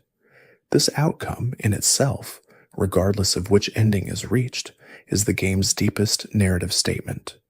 The world can be changed. It was always going to be changed. The only question was by whom and toward what. The grace that guides the Tarnished throughout the game is not the same grace that the Golden Order distributed to its faithful during the age of Marika's reign. That grace came from the Erdtree directly, mediated through the Two Fingers and the institutional structure of the Order. The grace that calls the Tarnished back to the lands between after the Shattering is something different, something that the Two Fingers notice and comment on with unease. This is not grace from the Erdtree. This is something that is calling the Tarnished directly, bypassing the mediating institutions, speaking to them without the Two Fingers interpretation. What this grace is, who or what is projecting it, is one of the game's most carefully left open questions. The most common reading associates it with Marika herself, acting from within the Erdtree in her broken and imprisoned state, reaching outward to summon those who might have the capacity to do what she herself could not or would not continue to do. But the game does not confirm this. It allows the interpretation to stand alongside others, including the possibility that it is something entirely without a sender, a property of the world itself, rather than an act of a specific intelligence. The golden wisps that mark the sites of grace and the grace-given directions that turn the Tarnished's footsteps toward the Erdtree are the most beautiful and least explained elements of the entire experience. They are the game's version of a calling, of the sense of being drawn without fully understanding why. They are right about where to go in the mechanical sense. Whether they are right about what the journey is for is a question that every ending answers differently, and none of them entirely resolves. The Tree Sentinel, who patrols the approach to Stormgate in the opening area of the Lands Between, is not simply a difficult enemy placed to discourage the impatient. Within the world's own logic, the Tree Sentinels are the guardians of the Erdtree's order, knights who have been bound to its protection in a way that is as much devotion as duty. The one at the entrance to Limgrave's central path has been there long enough that his patrol route has become second nature, a meditation in movement, a figure who has continued to serve an order that has collapsed around him. This quality of continued service after the collapse of the order being served is one of the most recurring themes in the world's hidden lore. Almost everywhere the Tarnished goes, they encounter people and creatures who are still performing functions that the Shattering made technically unnecessary or impossible. The Crucible Knights still guard, the Cleanrot Knights still serve, the Tree Sentinels still patrol. The world is populated with devotion that has outlasted its context, with faithfulness that the faith has abandoned, with people doing what they were assigned to do in the absence of anyone left to assign them. There is something profound in this pattern when it is seen in full. These figures are not waiting to be given new orders. They have simply continued, the way grief continues, the way memory continues, the way the roots of a tree continue to hold the soil together long after the tree above has fallen. They are the world's honest acknowledgement that most of what was built will persist beyond the conditions that made it make sense, and that there is a dignity in that persistence, even when it is futile. The remembrances that the Tarnished collects from the bodies of the demigods are more than just trophies or trading items. They are condensed histories, the entire arc of a life compressed into something that can be held in the hand. When Enya at the Round Table Hold receives a remembrance and offers the choice of what to draw from it, she is not performing a magical transaction. She is reading the life that the remembrance contains and offering back what she finds, the aspect of that life that expressed itself most completely in a weapon or a skill or a piece of power. This practice of remembrance is connected to the world's broader treatment of legacy, of what survives after a person has ended. The Lands Between is a world in which the dead leave more than bones. They leave the imprint of what they valued, what they dedicated themselves to, what they became. This imprint persists. It can be touched. It can be inherited. The Tarnished who chooses to draw from a remembrance is choosing to inherit something of the person whose life it contained, to carry a fragment of what they were into whatever the world becomes next. The echoes of the demigods are also present in the spirit ashes, and particularly in the summons that call forth figures from the world's history. Calling the Black Knife Taish, the assassin who participated in the Night of the Black Knives, into service as a spirit ash is an act with historical resonance. She participated in the event that fractured the world's history. She serves now in spirit whoever holds her ashes. The world's complicated figures do not become simple in death. They remain complicated, and choosing to summon them is choosing to ally with that complexity. The Dung Eater is one of the most deliberately disturbing figures in the game, and the disturbance is not accidental or gratuitous. He is a Tarnished who has concluded that the cycle of grace and the Erdtree's harvest of the dead is a kind of imprisonment, that what the tree takes and processes and returns is not a gift, but a theft, and his response to this conclusion is a practice of deliberate defilement designed to curse the souls of the dead and prevent them from being absorbed into the Erdtree's cycle. His logic, laid out in his interactions with the Tarnished, is coherent even when his methods are horrifying. He is not simply violent. He is opposed to something specific, and his opposition takes the form of the most thorough possible rejection of the divine order's claims over individual bodies and souls. The mending rune associated with him offers an age where this defilement is extended to all, where every soul that passes is cursed in the way he curses them. This is not offered as an obviously wrong choice. It is offered as a worldview, one that is deeply repugnant, but that emerges from a coherent, if extreme, response to the world's actual conditions. Seluvis is a different kind of disturbing figure, and his is the disturbance of someone who uses legitimate intelligence for illegitimate purposes. He is a sorcerer in Ranni's circle, technically serving her cause, but privately he has a separate project involving the creation of perfect puppets, living people reduced to the status of objects through a potion he has developed. His questline eventually reveals the extent to which he has already pursued this project and the identities of those he has already transformed. He is an example of someone whose gifts have been entirely uncoupled from any sense of the people around him as anything other than material. The grace of the Erdtree and the grace that calls the Tarnished are not the only forms of guidance available in the lands between. Sorcerers follow the guidance of the stars. The Carians follow the moon. The ancient dragon worshippers follow something in the movement of the great lizards themselves, in the patterns of their flight and the content of their ancient memories. Each school of knowledge in the world has its own epistemology, its own sense of where truth lives and how to approach it, and the diversity of these approaches is itself part of what the game is saying about the relationship between knowledge and faith. The Graven Masses scattered through the world, enormous accumulations of students who were merged together in pursuit of the ultimate form of magical knowledge, are the most visceral illustration of what happens when the pursuit of knowledge stops treating the individuals involved as ends. These were people who agreed, or were made to agree, to surrender their individual forms in service of a collective magical accumulation.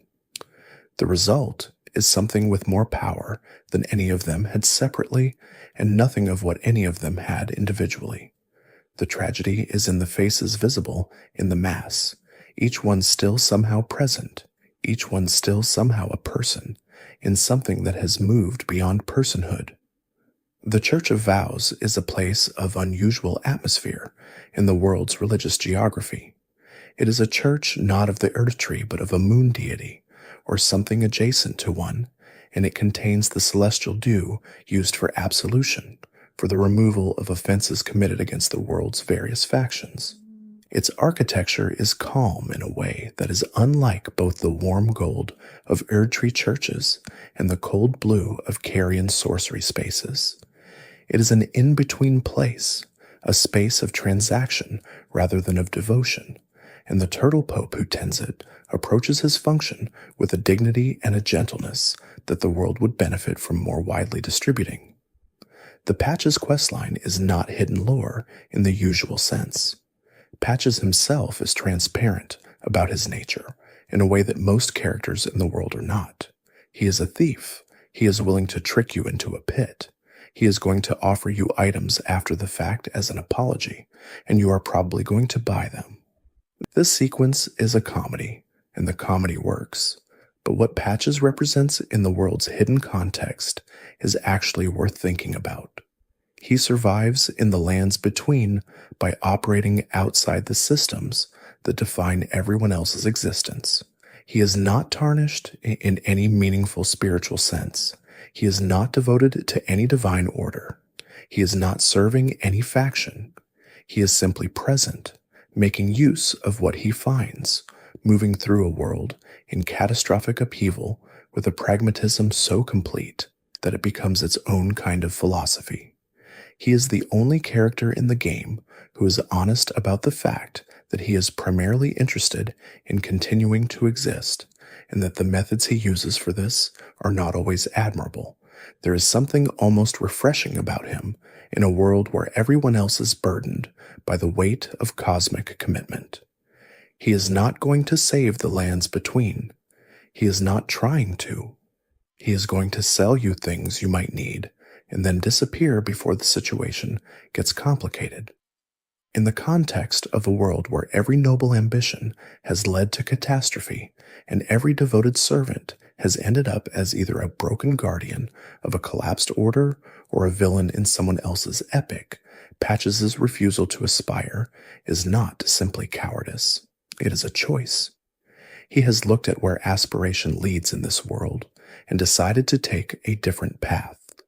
The mystery of what the Elden Ring was before Marika and Radagon altered it, before the two fingers had set their interpretation upon it, before the greater will sent it wrapped in the Elden Beast, is the oldest mystery the game contains.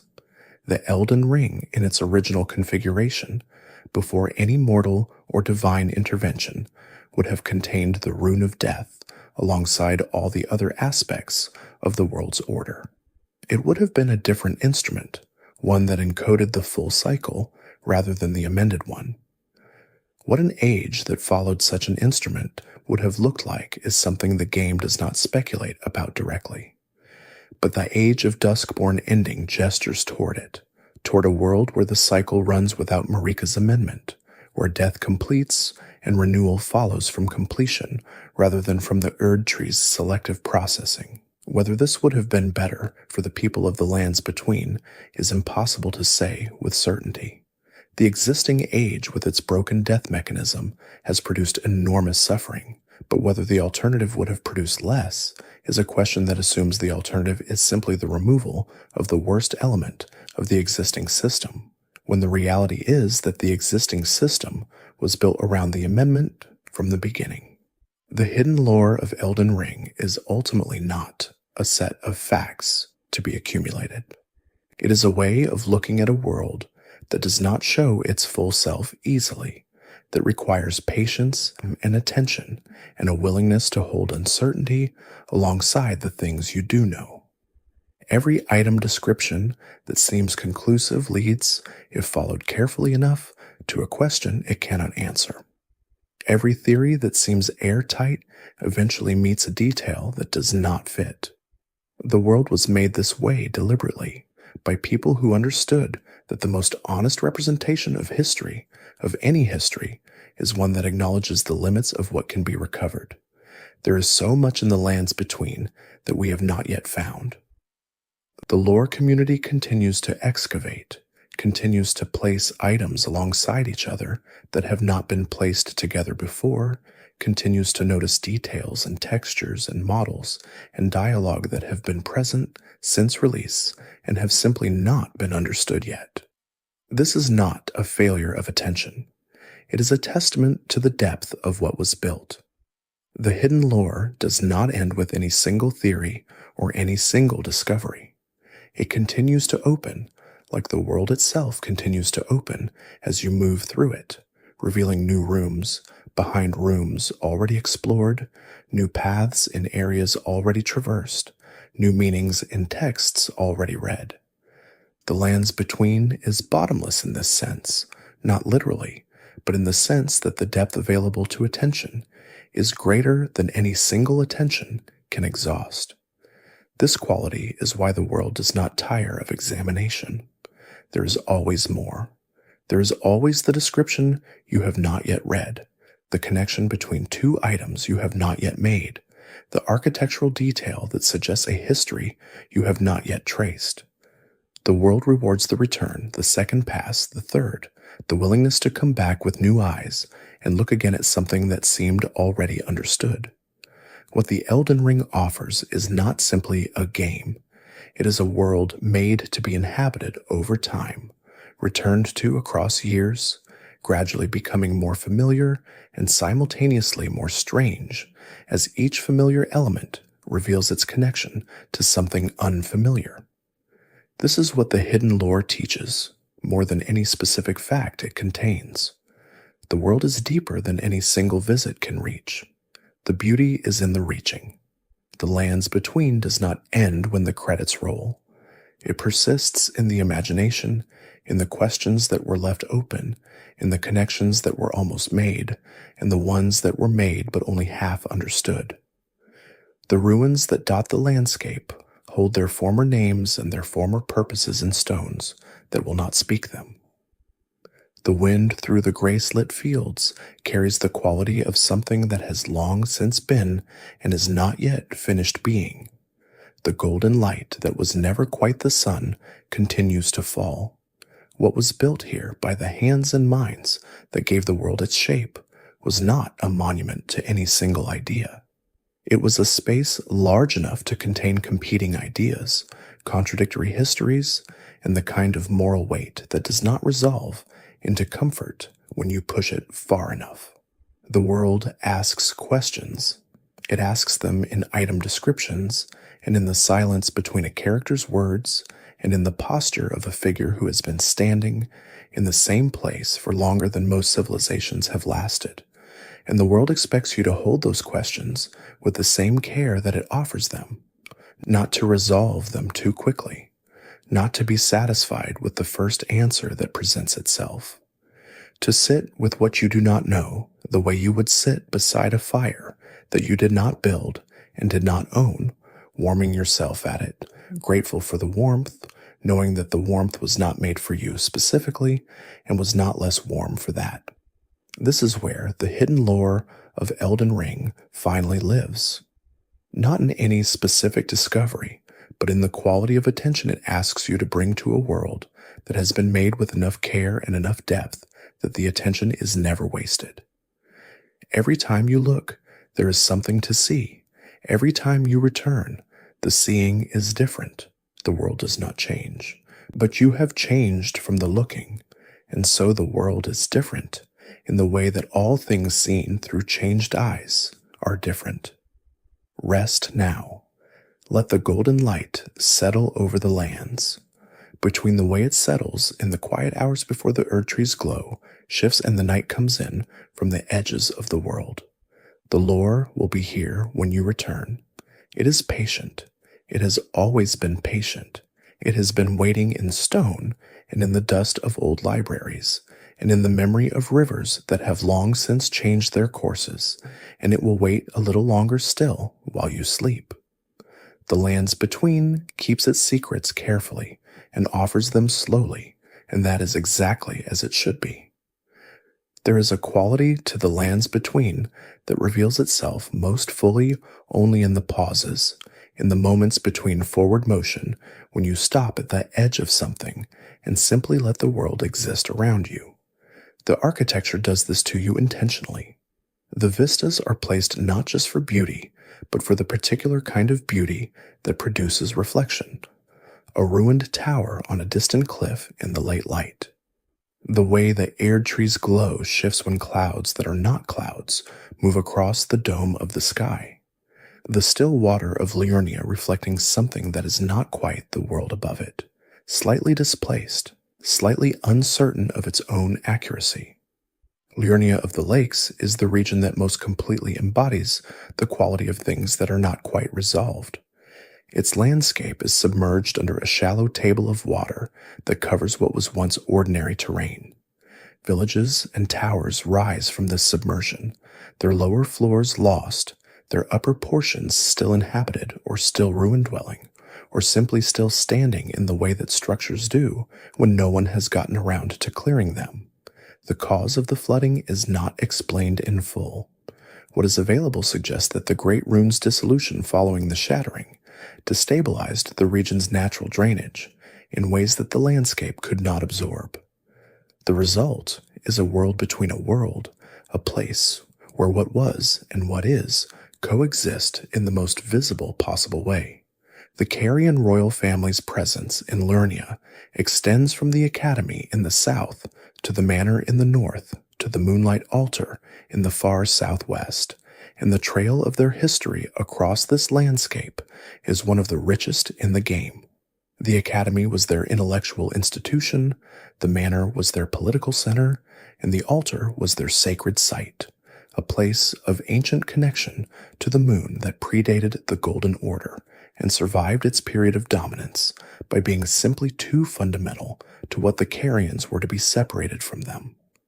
Renala came to the academy as a scholar and left as a queen by virtue of what she accomplished there. The faculty she gathered around her were not simply teachers. They were the foremost minds of the age of glintstone study, and the institution they built was the most complete repository of cosmic knowledge assembled outside of whatever the greater will itself might contain. The study of glintstone deserves its own careful attention because it is one of the world's most thoroughly developed alternative epistemologies.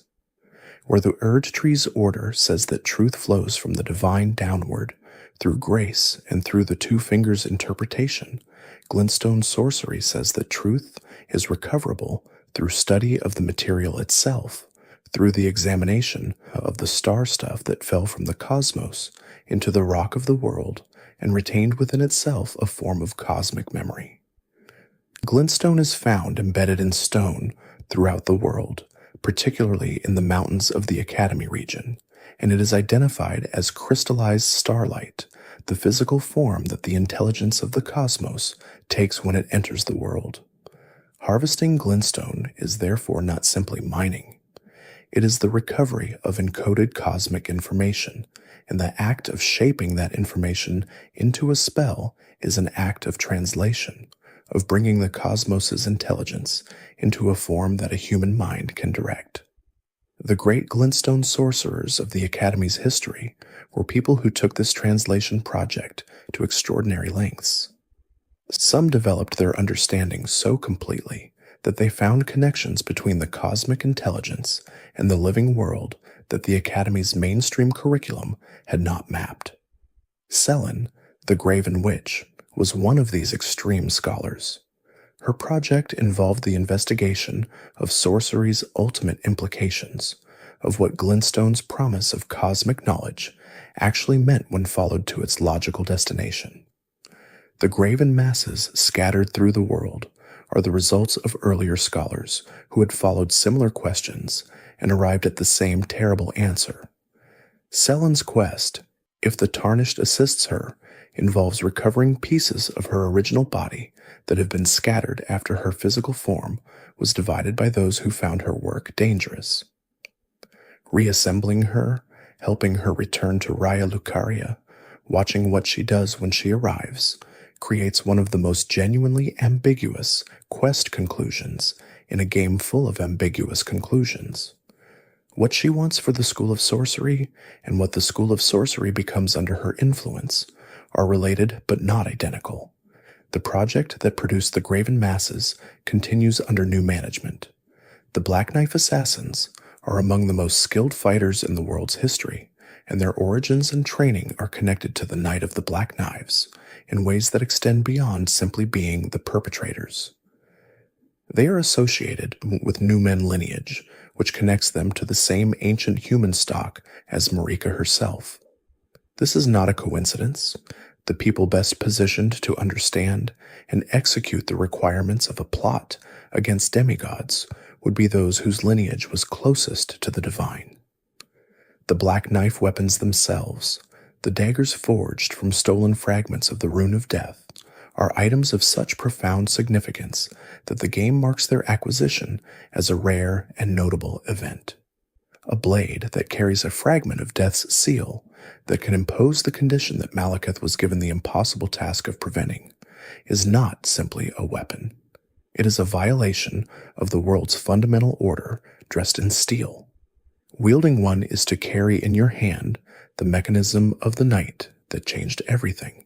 The assassin Alecto, whose spirit ash is one of the game's most celebrated summons for those who have found her, was one of the participants in the knight's events.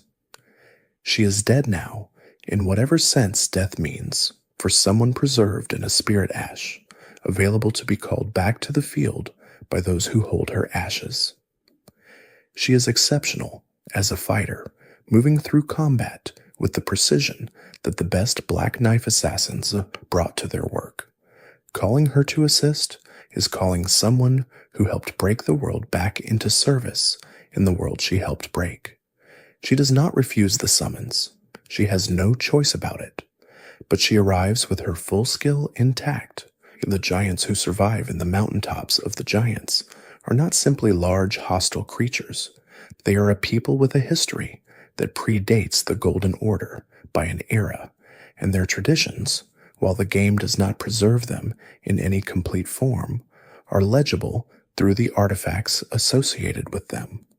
The giant flame stomp, the incantations associated with their fire, the structures in the mountaintops that predate Marika's occupation of the region, all speak of a civilization that understood fire in a philosophical sense, that treated the flame of ruin not as a destructive force, but as a fundamental truth about the world's nature. The fell god that the giants carried, that the fire connected them to, was not their enemy. It was their inheritance, their divine burden in the same way that the greater will was Marika's. They were the stewards of a divine fire, and what they were asked to steward was not compatible with the world Marika intended to build. The asymmetry of their destruction is one of the world's most quietly brutal historical facts. They did not attack the Erdtree.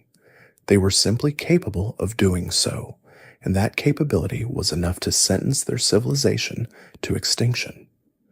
The Forge of the Giants, the enormous structure that is both a remnant of the giants' civilization and the instrument of the Erdtree's eventual burning, contains this paradox in its architecture.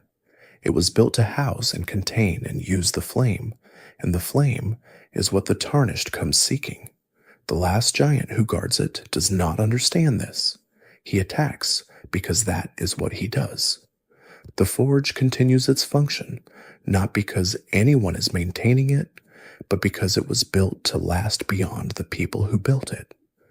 Godfrey, the first Elden Lord, is the founding figure of the current age's military and divine order, and his departure from the lands between at Marika's order is one of the most significant events in a world full of significant events. He was the greatest warrior of his age, a figure of formidable physical presence and formidable battlefield intelligence, and Marika chose him as her first Elden Lord because those qualities were what the construction of an age required. They built the Golden Order together in the most literal sense through conquest, through the subjugation of everything that did not voluntarily join the framework they were establishing. When the wars were over and peace, or something like peace, had been imposed on the lands between, Marika stripped Godfrey of his grace and sent him away. This act has been interpreted in several ways. The most charitable is that the age required a warrior for its construction and a different kind of custodian for its maintenance, and that Godfrey was constitutively unable to be the latter. The less charitable is that Godfrey outlived his usefulness, and the stripping of his grace was a disposal. The lore does not settle this question. Godfrey accepted the stripping with something the game does not clearly identify as either resignation or dignity. He left. He took with him those who had been his warriors, the Tarnished who had fought with him, and together they wandered beyond the lands between into a world that did not run on grace and did not offer the same divine framework. They became the Tarnished in the world's formal sense, those without grace, the ones who had been released from the divine commission that had organized their lives. They scattered. They lived and died in ways that ordinary people live and die. And then the Shattering happened, and the grace came looking for them again. Morgott's connection to the history of omens is worth examining more carefully because the omen condition is itself a window into the world's older cosmological arrangement. Omens are people born with too much of the Crucible in their blood, manifesting the ancient and formless life of the primordial age in physical forms that the Golden Order found impossible to accommodate. Horns and scales and other ancient expressions appear on their bodies, and the Order responded to this by treating them as aberrations, as failures of the divine arrangement, as things to be hidden away. But the Crucible is not a failure. It is the source. The forms expressed in the omen condition are older than the forms that the Golden Order sanctioned, and they carry power that the sanctioned forms do not. The Crucible Knights, who were formed in the age when the Crucible's expressions were not treated as aberrations, used those same forms as the basis of their incantations and their fighting techniques. An omen born into Marika's age was not born wrong. They were born with a surplus of the world's actual creative substance in a context that had decided that substance was offensive. Morgott and Mohg experienced this verdict on their bodies from birth. The sewers beneath Leyndell are not incidental. They are a deliberate statement about where the Divine Order placed those who exceeded its comfort with the ancient. The twins were put out of sight not because they were dangerous in any immediate sense, but because their visibility contradicted the story the Order was telling about what kind of life Grace endorsed. Their existence underground, literally beneath the city they were born to have a place in, is the world's treatment of inconvenient truth made architectural. The Glintstone dragons are a different kind of dragon from the great drakes associated with Farum Azula and with Placidusax's era. They are dragons who have incorporated glintstone into their bodies, whose scales have taken on the properties of crystallized cosmic intelligence, and whose breath carries not simply fire but the concentrated and shaped power of sorcery. They represent an evolution or an adaptation, a form that developed somewhere between the age of the ancient dragons and the present. Smaragd, the glintstone dragon who guards the dragon-burnt ruins in Limgrave, is the first one most players encounter, and the encounter establishes the quality of presence that these creatures project. They are enormous and ancient and entirely indifferent to the purposes of those around them. They are not protecting anything in particular. They are not serving any order. They are simply present in the way that old things that have survived many changes are present with the unquestioned authority of persistence. The ancient dragons, who remain from Placidusax's era, are still older than the glintstone variety, and their age expresses itself in a different quality. Where the glintstone dragons carry the cold intelligence of the cosmos in their scales, the ancient dragons carry something warmer and stranger, a memory of a world arranged differently than the one that followed. Lanceax, the ancient dragon found near the Altus Plateau, is one of the few who retained the ability to communicate with the human world, and the incantation associated with her suggests she was understood as having a relationship to something divine that the current age's categories do not fully capture. The stone sword keys and the imp statues that accept them are among the world's more quietly suggestive details. The imps who guard sealed things are ancient, associated with the time before the Golden Order organized the world's divine hierarchy. They appear in places of concealment and of ancient power, and the things they guard with their sealed mist are consistently items of unusual significance. Someone sealed these things. Someone placed imps to guard them. The identity of the someone is never stated, but the pattern of what they chose to hide suggests a mentality, a worldview about what deserved preservation and concealment. The twin bird incantation associated with the demi-human queen of Liurnia is worth examining for what it implies about the demi-humans more broadly. They are an old people, or rather, they are people who carry old things in their blood, and their relationship to the divine is not the same as the human relationship to the greater will. They have their own sacred figures, their own cosmological arrangements, and these are treated by the Golden Order not as alternative religions, but as absence of religion, as savagery, rather than as difference. The demi-humans in the world are consistently presented as beneath the threshold of what the Order considered worthwhile engaging with, and this dismissal is itself a kind of lore. The way the Lands Between's history treats the peoples who were not part of the Golden Order's framework, the Nox, the Giants, the demi-humans, the Omens, the Albinaurics, creates a consistent picture of an order that organized the world around the concerns of a specific kind of being and treated everything outside that organization as either a resource or a threat. The hidden lore of these peoples is hidden not because the game chose not to tell it, but because the Golden Order's history did not preserve it.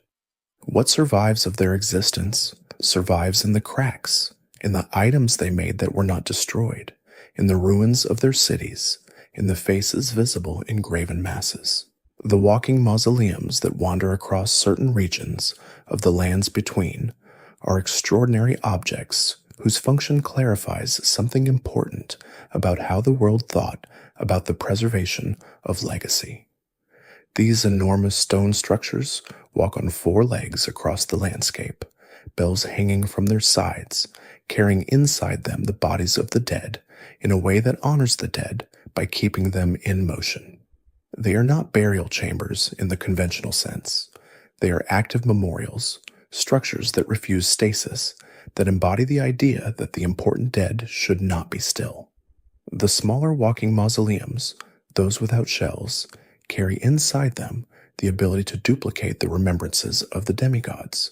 This is a practical function, but it has a philosophical dimension as well. The ability to duplicate a remembrance means that the legacy of a demigod is not finite in the same way that their life was. It can be distributed, extended, experienced by more than one person. The walking mausoleum is therefore also a machine of inheritance, a device that makes the dead more widely available than they could be in any static burial. The bells on the mausoleums are said to keep away death. This is a belief embedded in many cultures and many contexts, and in the Lands Between it has a specific resonance because death in this world is not the simple absence of life. It is a system with a rune and a guardian and a long history of interference. The bells that keep away death are therefore not superstition. They are a technology applied to a real mechanism, an attempt to affect the world's actual death system through sonic means. Whether they work in any strict sense is not something the lore confirms, but they ring as the mausoleums walk, and the mausoleums continue to walk, and inside them the dead remain. The celestial snails found in certain regions of the world are creatures whose description reveals them as gravity magic condensed into living form, as sorcery that has taken on enough independence to become something that can be called alive. Their shells carry the patterns associated with gravity manipulation, and their very existence suggests that the boundary between a spell being cast and a living thing moving through space is thinner than it might initially appear. Radagon's mastery of gravity sorcery, which he studied among the centaurs and developed to the point of applying it to his own body, is the clearest case in the game of a person becoming identified with a magical discipline to the point where the distinction between their power and their self dissolves. He did not simply learn gravity magic. He became it in the sense that his body's relationship with its own weight was no longer subject to the normal rules, and the horse beneath him continued to move him because his gravity sorcery said it would. When the scarlet rot consumed his mind, this mastery persisted because it had become structural rather than cognitive. His radiant star technique, the one he uses to call down an orbital bombardment, is a sorcery of such scale that it exceeds what any academic training would consider achievable. It is not the result of learning. It is the result of becoming, of a mind that had so thoroughly incorporated the logic of gravity that it could extend that logic to objects at astronomical distances. Radahn remembered that stars are objects subject to gravity. He remembered it with his body as well as his mind. The stars came. The Tarnished's gathering of grace throughout the game is not simply a leveling mechanic. Within the world's own logic, grace is the material expression of divine endorsement, and collecting it is an act of accumulation towards something the world has designated as significant. Each grace gathered represents a moment of the world's divine energy being directed through the Tarnished rather than away from them, a confirmation that whatever is guiding them toward the Erdtree considers them adequate to the task. The sites of grace that hold this accumulation also hold something else, a quality that the game expresses through a small and unremarked detail. When you sit at a site of grace and hear the ambient sound of the world settle, the silence that surrounds the grace pool is different from ordinary silence. It is the silence of a place where the world's nervous activity has been suspended temporarily, where the grace itself has created a bubble of calm around its location. This is what the sites of grace offer that no other location in the game provides, a pause that is not simply mechanical, but is presented as having meaning within the world. The finger readers who interpret the movements of the two fingers are a profession whose epistemological situation is extraordinarily difficult.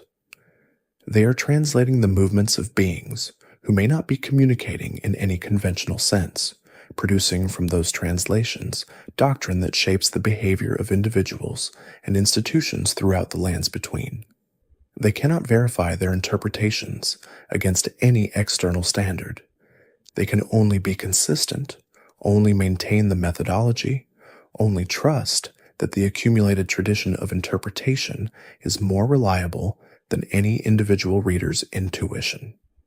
This is not so different from how all living traditions operate, and the fact that this one is built around the gestural language of finger-like divine intermediaries does not make it less serious or less sincere. The Erdtree's golden seeds, found scattered near the smaller grace trees throughout the lands between, contain within them the possibility of an Erdtree not yet grown. Their use in upgrading the sacred flask that the Tarnished carries is a practical mechanism, but the image it creates is worth sitting with. The Tarnished heals themselves, using something that carries the potential for an entire divine tree. They consume the world's future in service of their present. This is not presented as wrong. It is simply the way things work, and the way things work is almost always more ethically complex than it appears on first examination. The Elden Ring's great runes each carry the resonance of the aspect of the original ring that they represent.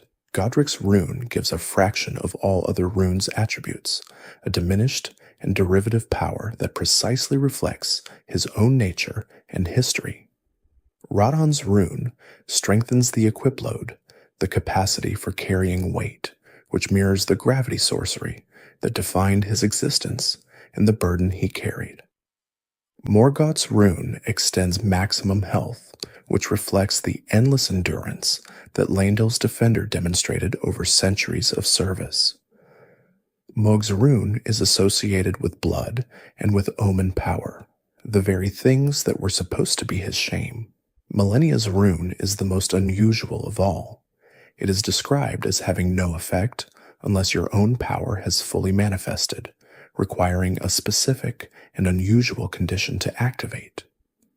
This mirrors Malenia herself, someone whose power is present in full from the beginning, but whose expression of it requires particular conditions, someone who is always operating at the edge of what her body can contain without releasing what lives within it. Her rune asks the same of those who would inherit from her. Are you at your fullest? Then, and only then, will this matter. The lore of the fingers themselves, the 2 fingers and the 3 fingers, contains something that the game gestures toward without fully explaining, which is the possibility that they were not always separate, that the 2 and the 3 represent a division from a more complete configuration. 5 fingers, the arithmetic is not hidden. What the original arrangement might have communicated or intended, and what the division meant for whatever message was being passed down, is a question that sits in the background of the entire cosmological structure without being addressed directly. The Fingerslayer blade's existence suggests that someone considered the fingers as targets, as things that could be harmed, which implies they are not simply abstract divine extensions, but physical presences that can be struck. The Nox, who developed the blade, were operating under a specific theology about divine authority and the legitimacy of the arrangement the fingers enforced. They were not simply violent, they had a theory. The theory was that if the fingers could be cut, the chain of divine authority could be broken, and if the chain could be broken, the buried people might be permitted to rise. The blade ended up with Ranni, who had her own reasons to value the concept of severing divine authority. What she did with it is part of what ended the God of Death's arrangement with the living world, what set her own path in motion, what led eventually to the events of the game that the player navigates. The Nox project, centuries buried and literally underground, completed itself through a witch who never stood in their city, but who shared their fundamental objection to the world's arrangement. The soft-scale turtle, who serves as the object of the Church of Vows, and as the guardian of its absolution function, is an ancient creature whose gentleness is deliberate and notable in a world that does not produce gentleness casually. He is Miriel, pastor of vows, and his history is one of attending to people in transition, of providing a service that the world's institutions do not adequately serve. Absolution, the removal of offenses, and the restoration of relationships with factions, is a theological function that most traditions consider important. Miriel provides it not through divine authority of his own, but through the material of celestial dew, and through a patience that has outlasted multiple ages. He will accept any incantation or sorcery that the Tarnished brings him and teach them freely. He has no allegiance to the Erdtree's exclusivity or to the Academy's professional protocols. He is simply someone who was asked to tend a place of vows and has done so beyond any reasonable expectation of duration, and who extends the same openness to whoever comes through the door that he has always extended. He remembers people, he misses them when they are gone. This is not a mechanical detail. It is a description of someone who is, within whatever limits his enormous turtle form allows, a person, and whose personhood consists largely of the sustained attention he gives to everyone who passes through his care. The Church of Vows itself is physically unusual, accessible from below through a cliffside path, or from above through an area of Liurnia that requires navigation around the Academy. Its physical position, between and above, and simultaneously below the main paths, reflects its function. It serves everyone equally, because it is equally accessible from multiple directions and requires no single approach. This is a small detail of level design that is also, when examined, a statement about what the Church represents in the world's spiritual geography. There are dragons sleeping beneath the surface of the lakes in Liurnia, and their presence there is an echo of the world's older arrangements, rather than a statement about the current one. The dragons who remain in the lands between are generally ancient entities who have persisted through multiple ages of the world's rearrangement, too old and too powerful to be casually dislodged by the same forces that reorganized everything else. They sleep in the deep water the way old things sleep, not from exhaustion, but from something closer to patience, or from the kind of presence that does not require motion to be fully itself. Exix, the decaying drake, is a dragon who has been contaminated by the scarlet rot, to the point where his fire has become something else entirely. a rotting breath that expresses the rot's transformation rather than the primal flame the ancient dragons carried. He is enormous, and he is dying, and he is still capable of destroying the ground beneath him with the rot he exhales. His condition is not his choice. He has simply become what the rot made of him, the way that everything the rot touches becomes what the rot makes of it, expressing the outer god's vision through the form it has transformed. The rot that Xx carries connects him to millennia, and through millennia to the entire history of the outer god of the Scarlet Rot's presence in the lands between. This outer god did not begin with the Shattering. It was present before, working through whatever vessels were available, and the dragons, as the oldest presences in the world, were among the vessels that the rot found when it looked for forms to inhabit. The fact that a dragon can be corrupted by the rot in the same way that a human can suggest that the rot's outer god is not selective in its attention. It will take what it can find. The memory of grace, the specific form that the Tarnished's power takes when it is stored and expressed, is a form of the world's divine energy that has been separated from its institutional context. Normal grace flows from the Erdtree through the two fingers to the faithful but within the Golden Order. The Tarnished's grace flows from somewhere else, through the wisps that call them, through the sites where it pools, and it shares the quality of grace without being bounded by the framework that normally governs grace's distribution. This illegitimacy is part of what the two fingers find troubling about the Tarnished's return. The grace calling these people is not grace that the fingers dispatched. It is grace that is operating on its own authority, outside the interpretive chain that the fingers control. A divine system that allows for grace beyond its own distribution is a divine system that has begun to exceed its own management, and this is precisely what the Shattering produced.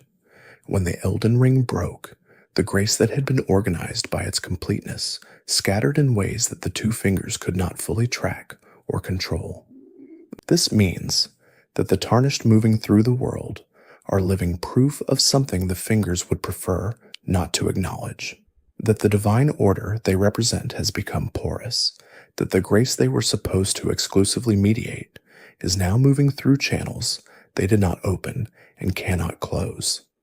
Every time the Tarnished advances through the world and gathers strength from grace that the fingers did not authorize, they are performing this demonstration. The world is changing in ways the institutional structure cannot accommodate, and they are the most visible evidence of that change. The grafted scion that greets the Tarnished at the moment of first awakening is one of the world's stranger and more melancholy creations. It is a creature made entirely of the grafted parts of others, assembled into a predatory form with no apparent origin beyond the act of assembly. Its initial attack, the one that ends the Tarnished's first life in the lands between and sends them to the shore, is not a tutorial death in any simple sense. It is an introduction to the world's nature, a statement delivered in combat that the lands between is full of things that have taken more than they were given and made of the excess something that operates outside all reasonable categories.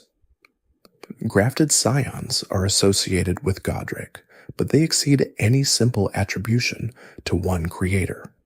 They feel like the product of a practice that has been going on for a long time, of a worldview that treats the boundaries of individual beings as provisional and rearrangeable.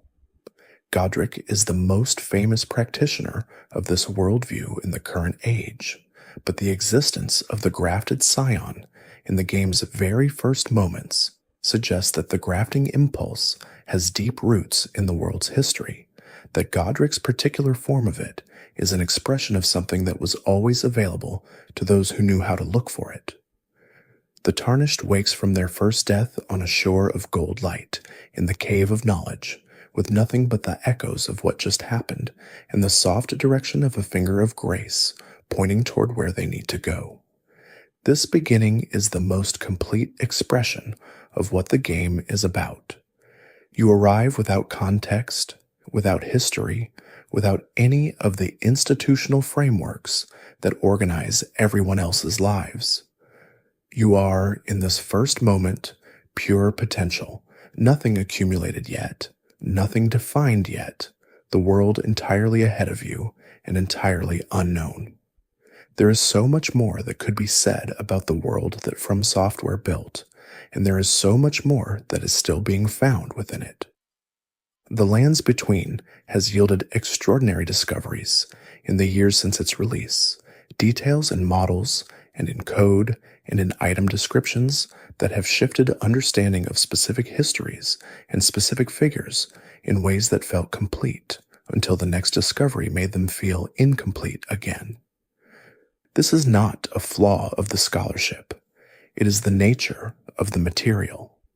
Every new language that brings fresh eyes to the item descriptions finds new connections. Every new tool for examining the game's files produces new details from the geometry and the textures. Every new conversation between people who know different aspects of the lore produces new syntheses that neither conversation participant could have reached alone. The hidden lore of Elden Ring is a collaborative project, and it will continue to be one for as long as people find the world worth returning to. What the hidden lore ultimately teaches, more than any specific fact about who Renala was or what Maliketh carried, or why the giants were destroyed, is a way of being present with a made thing. It teaches that the made thing rewards attention more deeply than it reveals on first contact. That returning is not repetition, but deepening. That the world you walk through the fifth time is related to but not identical to the world you walked through the first time, because you are different and the world receives your attention differently each time you bring it. The shaded castle that sits in the Altus Plateau is a place whose name reflects its condition almost too precisely.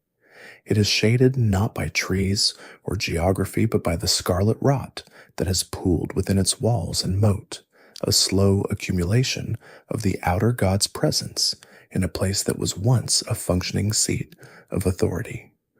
What the shaded castle was before the rot arrived is not stated in full, but its architecture and its remaining occupants suggest a noble household of the Altus region, one whose connection to the greater powers of the plateau placed it in a position where the rot's expansion found it before those inside could organize an effective response. The items found within it, particularly the Valkyrie's prosthesis and the perfume bottle, suggest inhabitants who were sophisticated and whose final days involved the application of whatever tools were available to a situation that those tools were not adequate to. There is something in that image that resonates with the rest of the world's hidden lore. The Lands Between is full of places where sophisticated people applied sophisticated tools to problems that exceeded the tool's capacity, where intelligence and craft and dedication were ultimately insufficient to the scale of what they were facing, and where what remains is the evidence of the attempt rather than the evidence of success. The Altus Plateau itself is one of the world's most richly layered regions in terms of the density of overlapping histories it contains. The Erdtree stands visible from almost everywhere in the region, larger and more immediate than it appears from the lands below. The lift that carries travelers up to the plateau requires 2 halves of an amulet of Altus, an artifact whose division suggests that access to the upper region was once regulated in a way that the current state of affairs has made moot.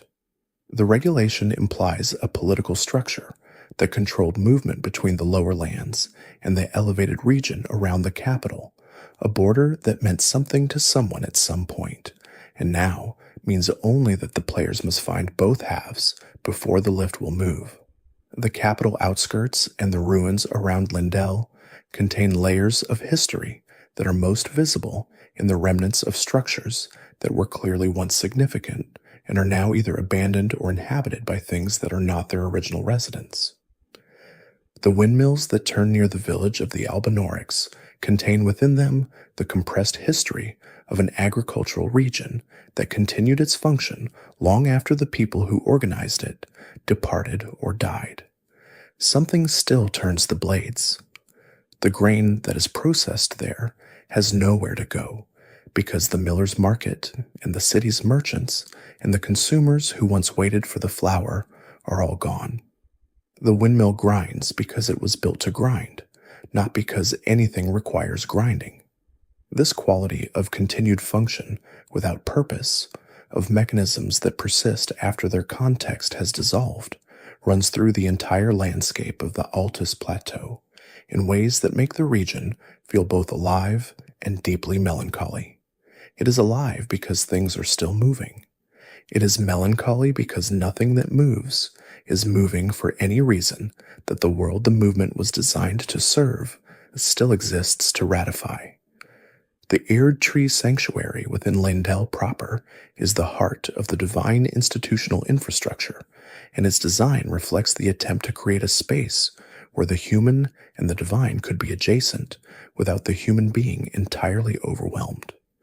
The grace that concentrates there is denser than in most locations, the golden light more intense, the sense of proximity to something immense more immediate.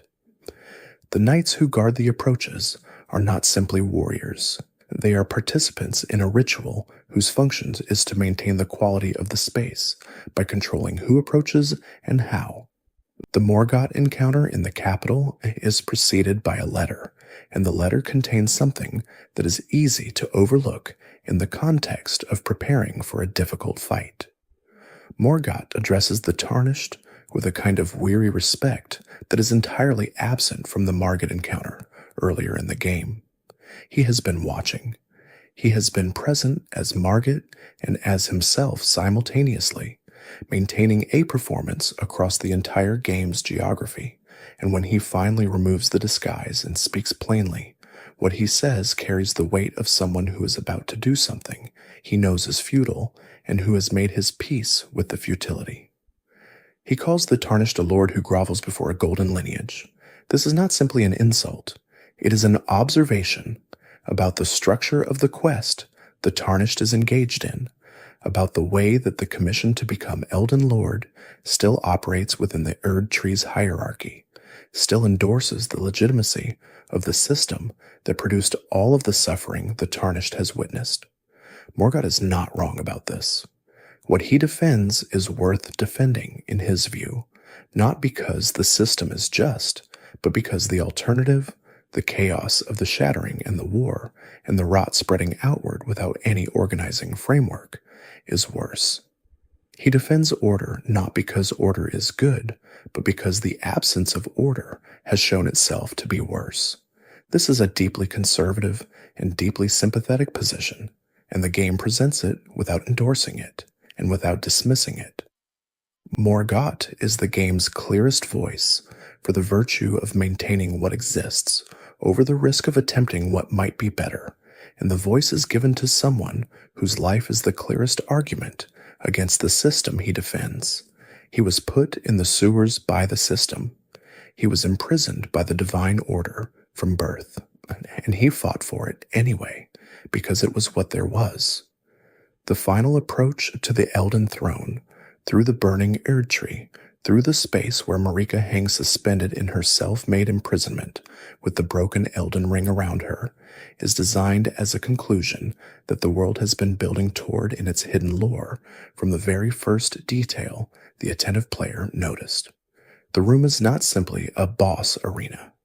It is a culmination of meaning, a space in which every thread of hidden lore the game has offered is present simultaneously, compressed into an image that requires no explanation, because by the time a player has found everything the game offered on the way here, the image explains itself. Marika's pose is the pose of her seal, the crucifix, the posture that mirrors the Rune of Death's shape, and the symbol of the summoning pools, and the pinned screaming figures in Limgrave. The shattered Elden Ring surrounds her not as decoration, but as the consequence of her own action, the visible result of the thing she chose to do in the age before the game's events. The room is suspended in a light that is neither the warm gold of grace nor the cold silver of the moon, but something between them, the light of a space that has been outside the world's normal operation for long enough that the world's normal lighting no longer quite applies. She does not speak, she hangs. The game does not give her words in this moment, because the words are all already present in the world she built and broke, and the player who has found the hidden lore has already heard them. Everything she might say is encoded in the rings, and the statues, and the item descriptions, and the names on the weapons, and the faces on the dead who walk, and the design of a door that bears the seal of the being she both was and was not. The decision to approach the fractured Marika is one that the game makes feel weightier than almost any other choice it offers, because by this point, the player has assembled enough of the hidden lore to understand something of what each choice means for the world they are choosing for. They are not simply picking an ending. They are expressing, in the language the game provides, what kind of answer they have arrived at after spending however many hours in a world that asked questions without providing easy answers. The Tarnished touches the shattered Elden Ring and begins to reassemble it, or they do something else with it, or they do nothing for a while and simply stand in the room where the age that preceded theirs became what it became. The stillness before the choice is one of the hidden lore's final gifts. There is no enemy to fight here. There is only the world's, as it has been, waiting to find out what it is going to become, and a person who has seen enough of it to make a considered choice. Whatever they choose, the world continues. This is perhaps the most important thing the hidden lore teaches in its entirety. The world continues. The Erdtree will be different. The grace will flow differently. The dead will be handled differently. But the land will still be there. The stones will still hold the history they were carved with. The imps will still guard their sealed doors. The windmills will still turn in whatever wind passes through the Altus Plateau in the age that follows. The world is changed. The world continues. These two things are not in conflict. They are what happens. It is worth sitting with the fact that the Elden Ring, the instrument of divine order that the entire game has been organized around, is never fully described. Its complete contents are not listed. Its original appearance before any alteration is not shown.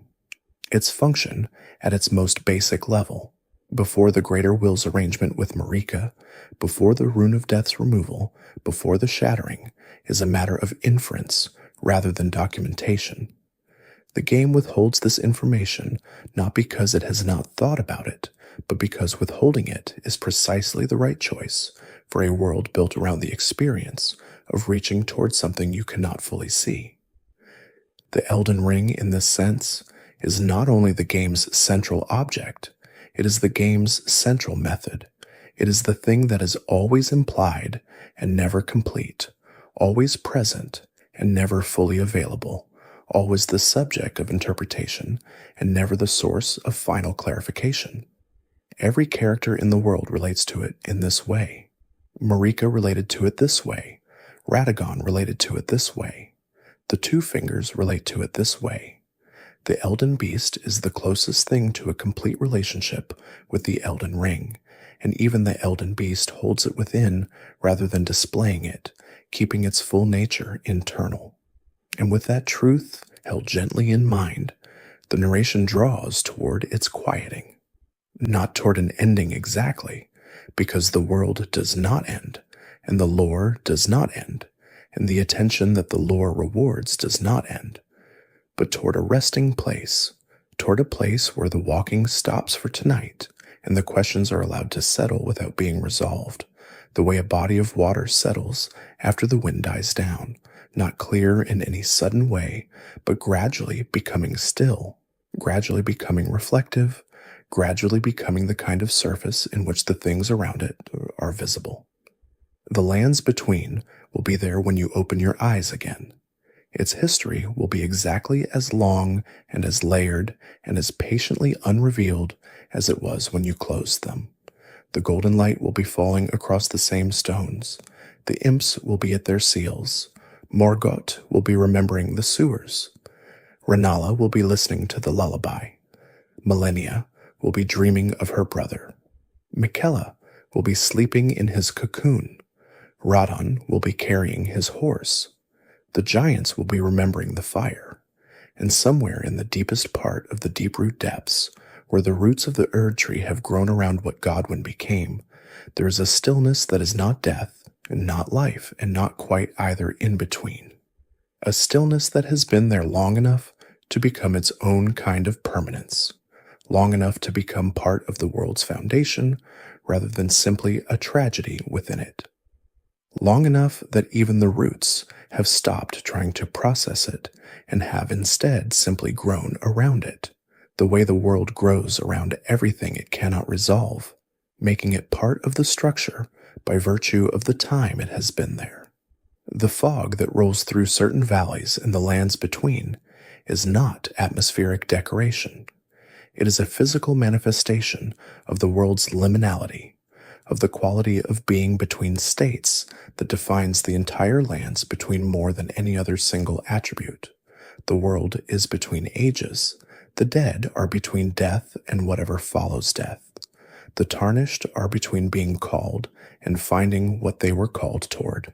The fog is the visual expression of this condition, present in the thresholds and the transitions, appearing most densely in the places where one kind of space gives way to another.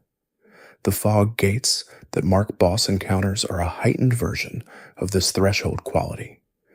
They are places where the world's narrative says something significant is about to change, where the accumulation of everything that has come before meets something that will require your full presence to navigate. Stepping through a fog gate is an act of commitment, not merely in the mechanical sense of initiating an encounter, but in the sense that the world has prepared a particular kind of attention, and the fog gate is the moment of bringing that attention to bear. What is on the other side of every fog gate has been placed there with the same care that has gone into every item description and every architectural detail and every gesture of a figure standing alone against the horizon. The encounter design and the lore design are not separate projects. They emerged from the same understanding of what the world was and what it was for, the same conviction that every element, however large or small, was worth the full investment of creative attention. This conviction is what makes the hidden lore of Elden Ring something other than a collection of interesting facts about a video game. It is the product of a world-making project conducted with genuine seriousness of purpose, with real belief that the details mattered and that the people who eventually encountered them would be capable of receiving them with something approaching the care with which they were made. The belief was well placed. The community that has gathered around this world and its lore has demonstrated year after year that the care invested was matched by the care received. Thanks for watching. If these stories helped you relax, there's another video waiting on the left of your screen. You can let it play as you close your eyes. You might hear something soothing before you fall asleep again.